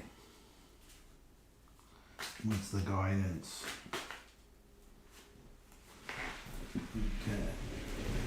Okay, the manifestors. Got the spiritual ego card. Spiritual ego. The sneakiest of all the egos. The victim card. And the King of Pentacles for guidance. So the victim, right? That's totally in... all shadows have victim consciousness. So this is about I'm not supported, right? Probably financially. I'm not supported financially. And then spiritual ego. So this is using your spirituality for power, right? So there's two paths on the spiritual, like there's two intentions, motivations on the spiritual path, and one is for power and the other is for love, right? So this is saying you're looking for power, but it's connected to money. It's connected to money. So you're making this journey, manifestors, here, right? Remember, the manifestor is about informing and then manifesting. So I would say to check in with your intention. I'm not saying this is bad or wrong, right? It's just, this is a time for purification. Pisces, it's very karmic, right? It's a karmic time. So check in with my intention. What's my intention in my initiation? Am I looking for more power or control, right? To make my ego more comfortable on the material plane? Or am I coming from love, right? Which is all about, I want to be my authentic self. I want to realize myself in this lifetime. I want to help others, right? I want to share. My initiation is a win-win. That's how you know it's a manifestor, a true manifestor initiation, because it's a win-win for everybody, right? It's helping everybody. It's bringing in the generators to respond to something, right? As a manifestor. So I would watch that and watch the over-intellectualizing spiritual knowledge. Right? So this would be like you're not speaking from your direct experience, right? The cross of the sleeping phoenix and the Aquarian age, it's all about teaching from your direct experience, especially if you're a 6-line profile. You're teaching from your own direct experience. That's what you want to be talking from, not something you read in a book. It's not going to carry any weight, right? So this is about taking accountability for it's like rewind. It's like, okay, what's happening in my life? I'm feeling victimized. It's like these things keep happening to me. Why? Well, you want to rewind, right? You look at Saturn's in the 22. The 22, this is dishonor, and we dishonor ourselves when we don't take accountability. 22 is all about taking accountability. And Saturn is getting us to take accountability now for our thoughts and our actions, right? So it's like rewinding. Okay, I'm not a victim. And why is this playing out, right? What part do I have to play in this? Where am I not taking accountability? Where am I out of balance, right? Where am I out of balance? Okay. And then you've got the King of Pentacles. So you may be too focused. Maybe you're too focused. Let me see here. King of Pentacles is you're financially successful, secure. And this can be the Queen of Pentacles too, if you want. Right? So this is prosperous. But the king is also responsible for the kingdom, or the queen is responsible for her queendom. Right? So it's about sharing. It's about sharing. So that's what I see is like and as a manifestor, this is a challenge. No judgment, right, with the manifestors, because they got the closed and repelling auras, the manifestors. So they don't need other types. They don't need the other types like the projectors and the MGs and the Gs, right? They can be really self-contained, the manifestor. So this is showing me that you need to go from me to we, right? The language of me to we. And you may say, well, no, I'm always thinking about my family and other people and this and that. But you got to refine. It's all about refinement now, right? Is it really about my family, or am I trying to pay off guilt? Am I trying to pay off guilt by doing these things for my family? Am I expecting a bargain, right? The 37, a bargain, a tit for tat. Well, if I do this, I expect that I'm going to be the golden child, and I'm going to get all the praise. Right? So this is all just about check your intention. What's my intention right now? That's my intention right now. And then it's going to make that divine download, when it gets to the sharing part, more pure, right? Your divine download will be way more pure when you start to inform, right? And just be neutral. This is what this is saying. Just be neutral, completely neutral about the divine download. I have no idea why this is coming to me, but I'm going to share. I'm going to inform, right? And it gets the ego out of the, right, combed out of you, that ego. Okay. So look, manifestors, look at your zodiac to see where this will play out in your life, according to your sun, moon, or rising. Yeah. Okay. No victim, no going into victim for manifestors. Okay. And then the end of the human design is the reflectors. So reflectors, we're talking about the moon activating the 37th gate. Let me do some cards.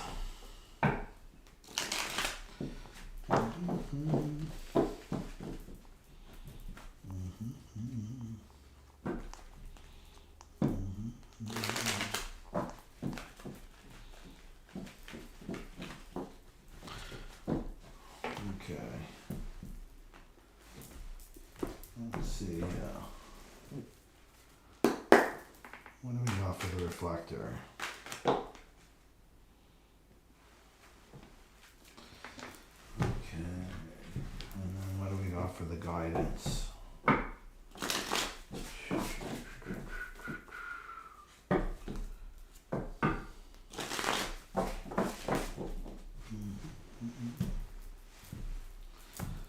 What do we have for the guidance for the reflectors?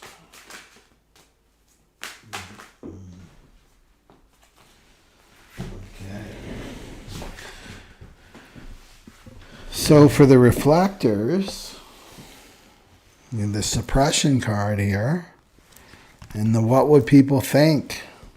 What would people think? And then the guidance is the Ten of Wands in reverse. So this is a burden, caring about what other people think of you. Right? This is a burden for you. So something to drop, and it's making you weak. Right? It's keeping you out of balance. You're too focused on other people, you know?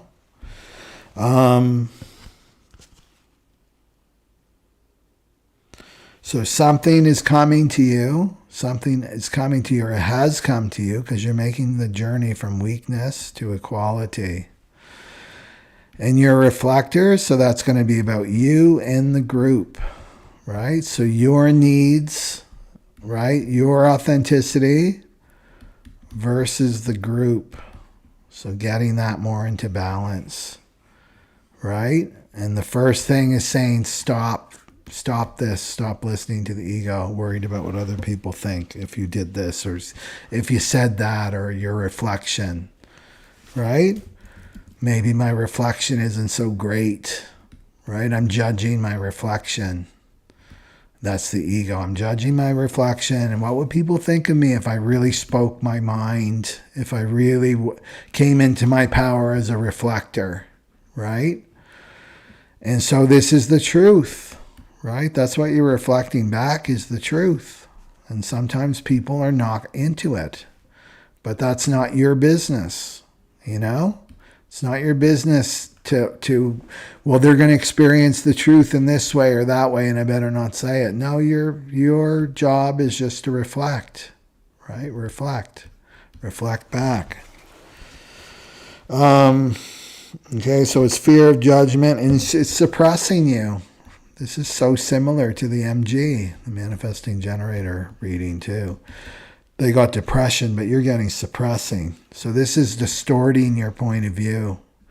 Right? So suppressing your energy as a reflector you're going to be a distorted mirror. You know, you're not in truth. You're distorted. Your reflection is going to be distorted because you're distorted. So the guidance is to say to collapse, break down, take down those 10 of Wands, right? So just get really neutral, really, really neutral. And remember that you are a reflector. You're here to reflect back the truth. You're here to see who's ready, who's ready, like that ripe fruit, right? The ripe fruit on the tree. You're reflecting that ripe fruit that's falling off the tree that's ready to be their authentic self, right? They're ready to really step into their power. Yeah, so don't be telling people what they want to hear, what their ego wants to hear. That's not self, right? Doesn't serve anybody to tell them lies. The whole world tells people lies. You want to be the reflector, reflect back the truth. Okay, so that's all the types. Okay.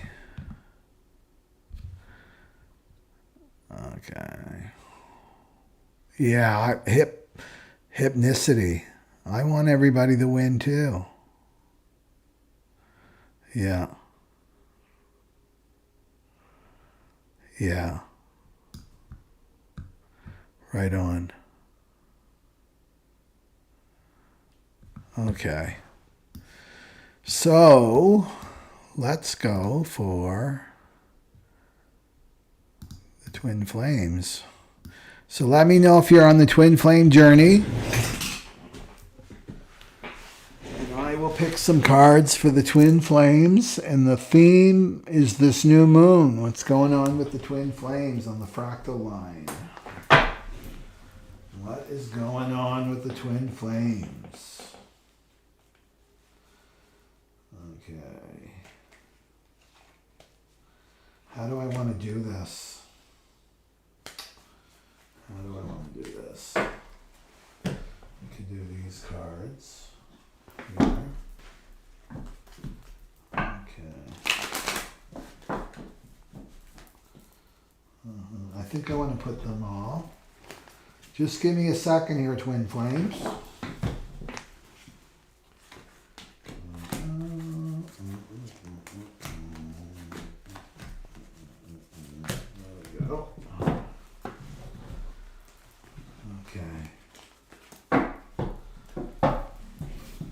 I just want to clear the energy for the twin flames.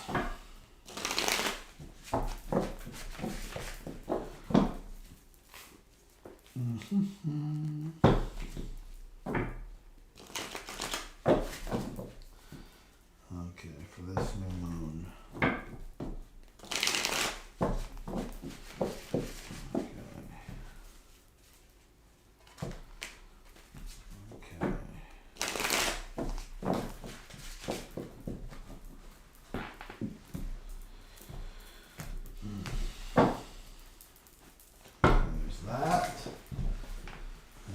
This.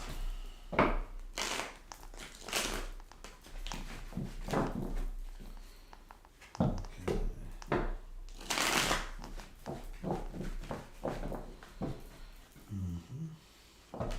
Tapping into the twin flames.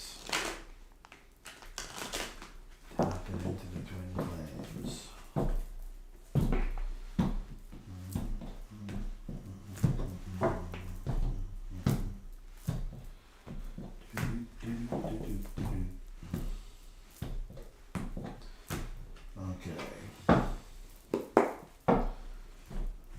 This. There's this.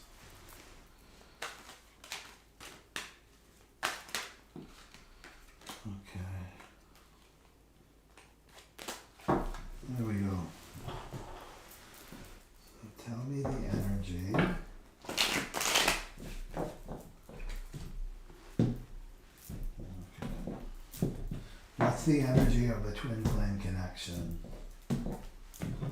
What's the energy of the twin flame connection for this new moon? What's the energy for the connection for the twin flames for this new moon? Let's get my higher self. What's the energy for the twin flame connection for this new moon?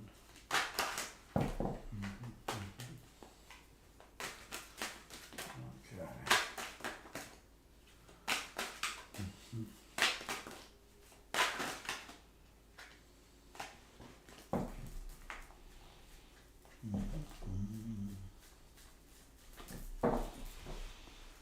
What's the outcome?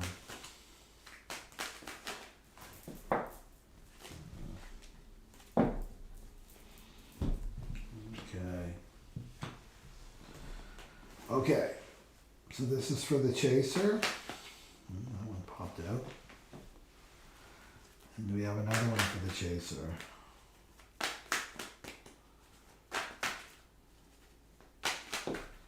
Okay.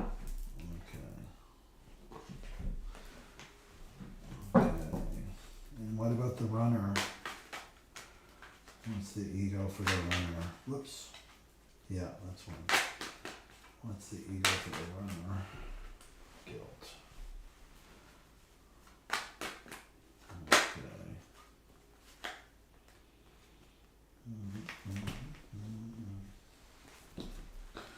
Okay. And then what's the guidance for the chaser? Okay. What's the guidance for the chaser?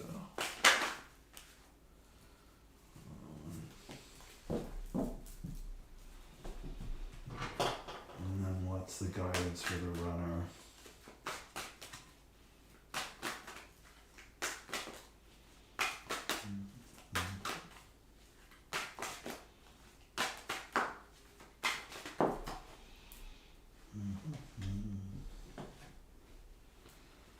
Okay, what's the guidance for the runner?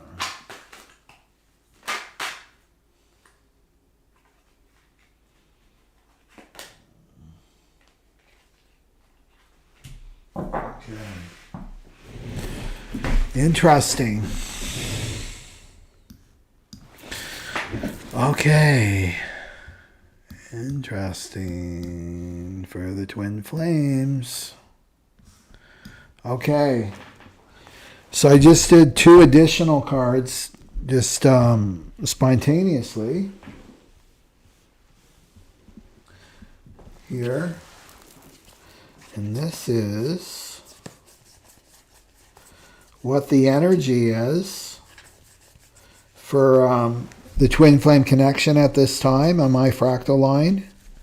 The people that are listening, right? And where is it here? Just a second, I'll bring it up. It's a good thing we got that fast forward button for people. Okay. Okay. So this is the overall energy of the twin flame connection. And that's the 8 of Pentacles in reverse. And then the kind of the outcome energy here is the 10 of Wands in reverse. So the energy of the twin flame connection, and this is for the new moon, like the new moon energy, right? And so this is... okay. Just a second.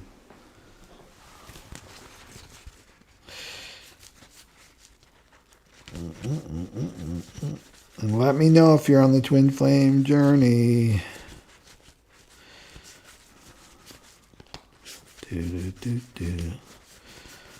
Probably got it to begin here.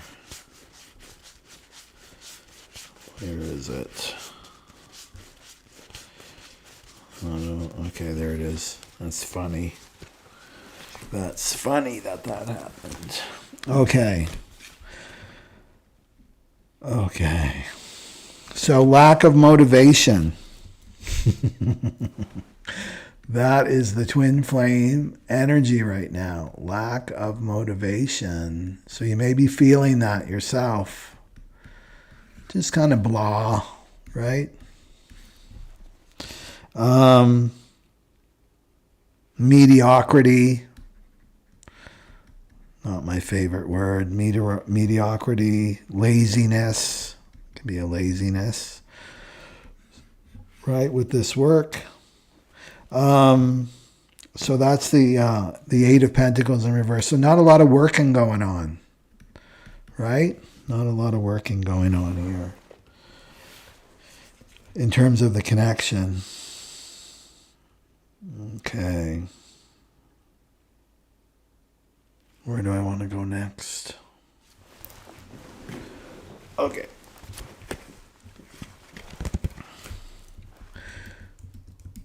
Which, in a sense, is a good thing because we got the Ten of Wands reversed at the end for this new moon. So that's letting go of a burden. Letting go of a burden. So, I mean, we could read this many ways. And I would read it as freeing up more time for yourself, right? So headspace, because that twin flame is renting your headspace for free as a chaser. So this is like freeing up more time to really be focusing on yourself, right? So not so intense during this new moon cycle here, because remember, weakness is it's a shadow of not being in balance, right? So it's you're coming more into balance to yourself and focusing on yourself. And the chaser got the ego doom card, right? This is really good news for your authenticity and your soul, bad news for the ego. So this is you, and I think you got this last time too. You are about to discover a big ego trip, right? And then choose another card. Let me just see this.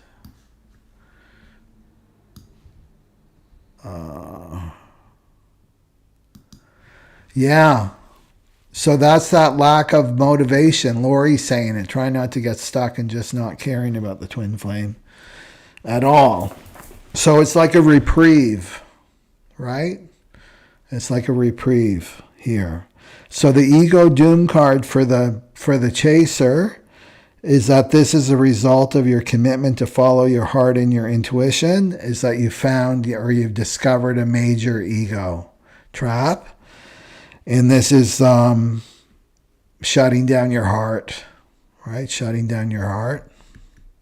So again, look at your astro and your human design type too. So shutting down your heart. So this can be an automatic thing that's happening, but you're catching your ego, right? So maybe you're going cold, right? You're going cold.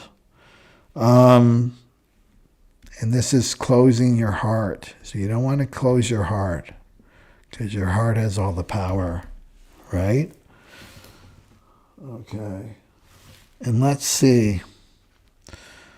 Shut it down, cold. Yeah. Let me see here. Let's keep going. So the chaser's guidance is the Hierophant and the Devil card, but both are in reverse, so that's good.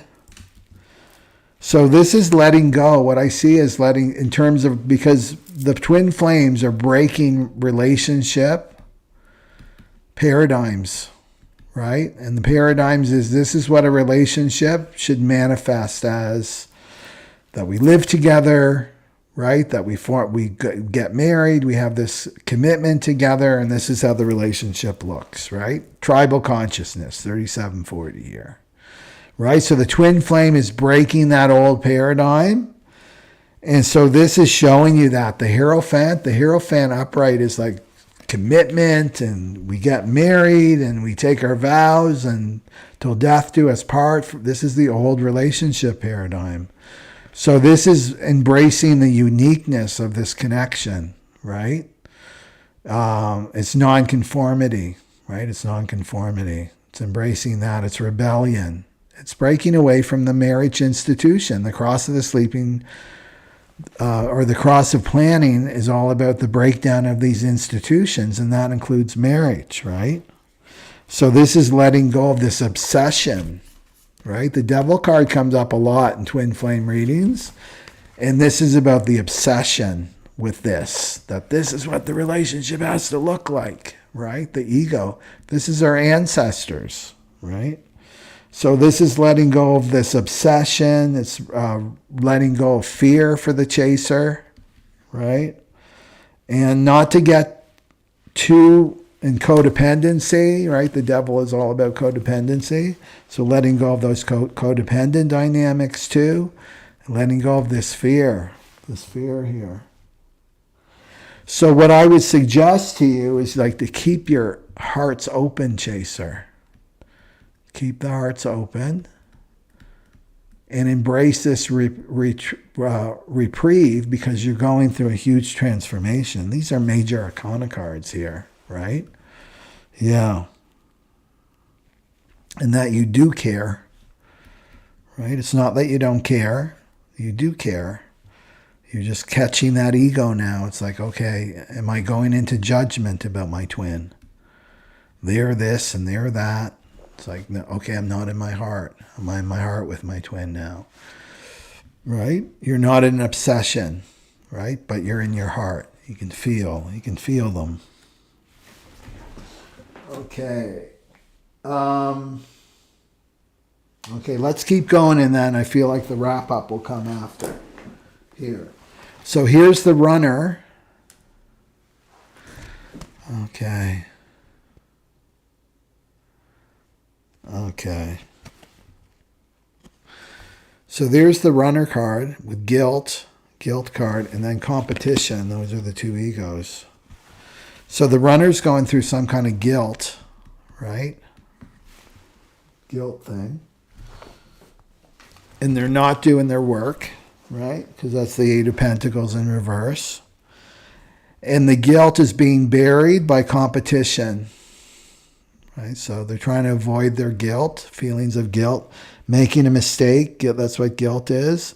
Going into sacrifice. This so works with Pisces too, right? With the new moon, right? In Pisces, and the shadow of weakness in the gift of equality. So unbalanced in their guilt and then compensating it by being competitive, right? So completely in the ego here. Okay. So it's trying to escape.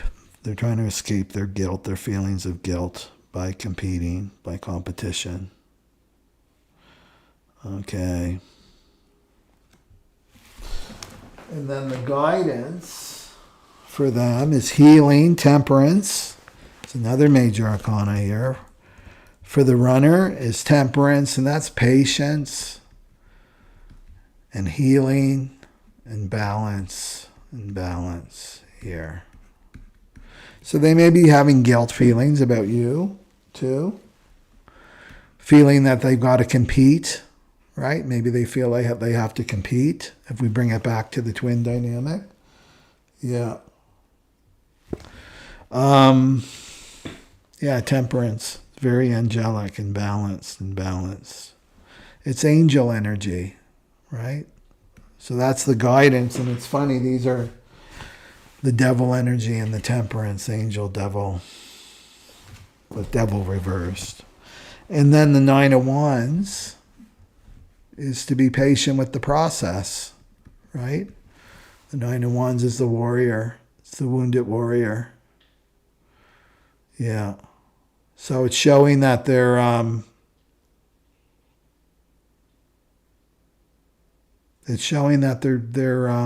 healing. That's what I see.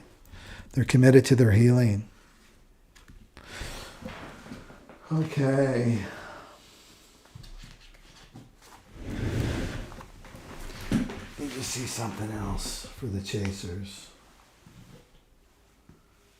Okay.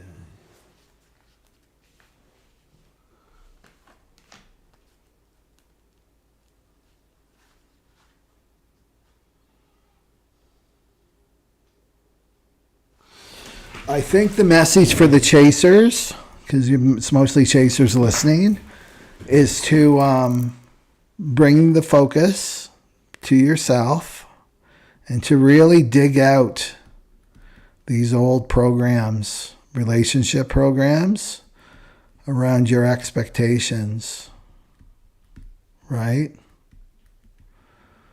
Because this is a different relationship, right? It's unique. I would even call it Uranus-like, right? And it's so not Saturn. Saturn's the old. They're new. They're unique. We don't know what they're going to look like. There's very few twin flames that are in union, right? So unique, just embrace the uniqueness of this. I mean, Uranus, let's talk about Uranus, right? That's freedom, right? But what is it freedom from? It's freedom from the known. So this is like the new paradigm for relationships is, can you love someone unconditionally no matter what? There's no conditions on unconditional love, no matter what. As long as, you stand up for yourself if they're mistreating you or stepping all over you. But otherwise, can you love them unconditionally without any conditions? If they're with you or not. Like, that's the test. Right? That's the big test, is to be that conduit for universal love. And that's going to be your 10 of Wands, right? Letting go of that burden, this burden that you're carrying. And that's the ego. That's the ego. Yeah. But the good news for the chasers is this ego doom, right? Moving from weakness to equality. And this is so relationship stuff, the 37-40. Will I get the 37? Will I give you affection, right? I support you, right? I do this, and then it's tit for tat, tribal consciousness, tit for tat, and then you do this for me, and you do this for me, and you're letting go of all of that, right?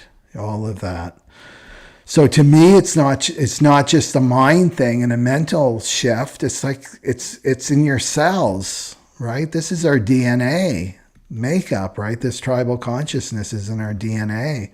That's what we're battling with, is our, I was thinking of this today when I was because I'm meditating more on this family wound online retreat, is we have this consciousness, somebody just said it, like starseed, right? This expanded consciousness of moving into the Aquarian age, and we have access to all this spiritual knowledge now. And yet we have this ancient vehicle, right, to deal with. And this is what we have to bring into balance, right? And so we can look at it as like a weakness because it's all of our ancestral memory and our family and all our wounding and our gifts too, right? So it's like this push-pull, right? But yet we have to integrate these two. And that's what the twin flame is really stirring up too, is this old paradigm, these old programs in our mind and our bodies, right? Yeah.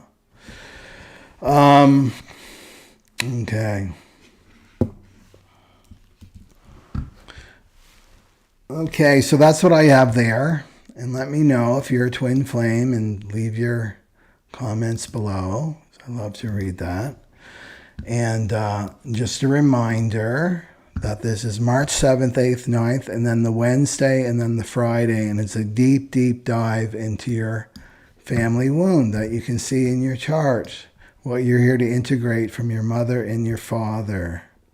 Yeah. And that, of course, follows to your grandparents and so on and so on. Okay? So, I will see you tomorrow. I do my weekly report if you're on my newsletter, right? So I do a weekly report every Sunday. And I'm remembering what I said on Sunday, which was about relaxing and taking it easy and just being in the flow. And tomorrow, things will start moving, which I'm excited about. Okay. So have a great day, evening, wherever you are in the world. And Sat Nam Aloha, everybody. Bye-bye.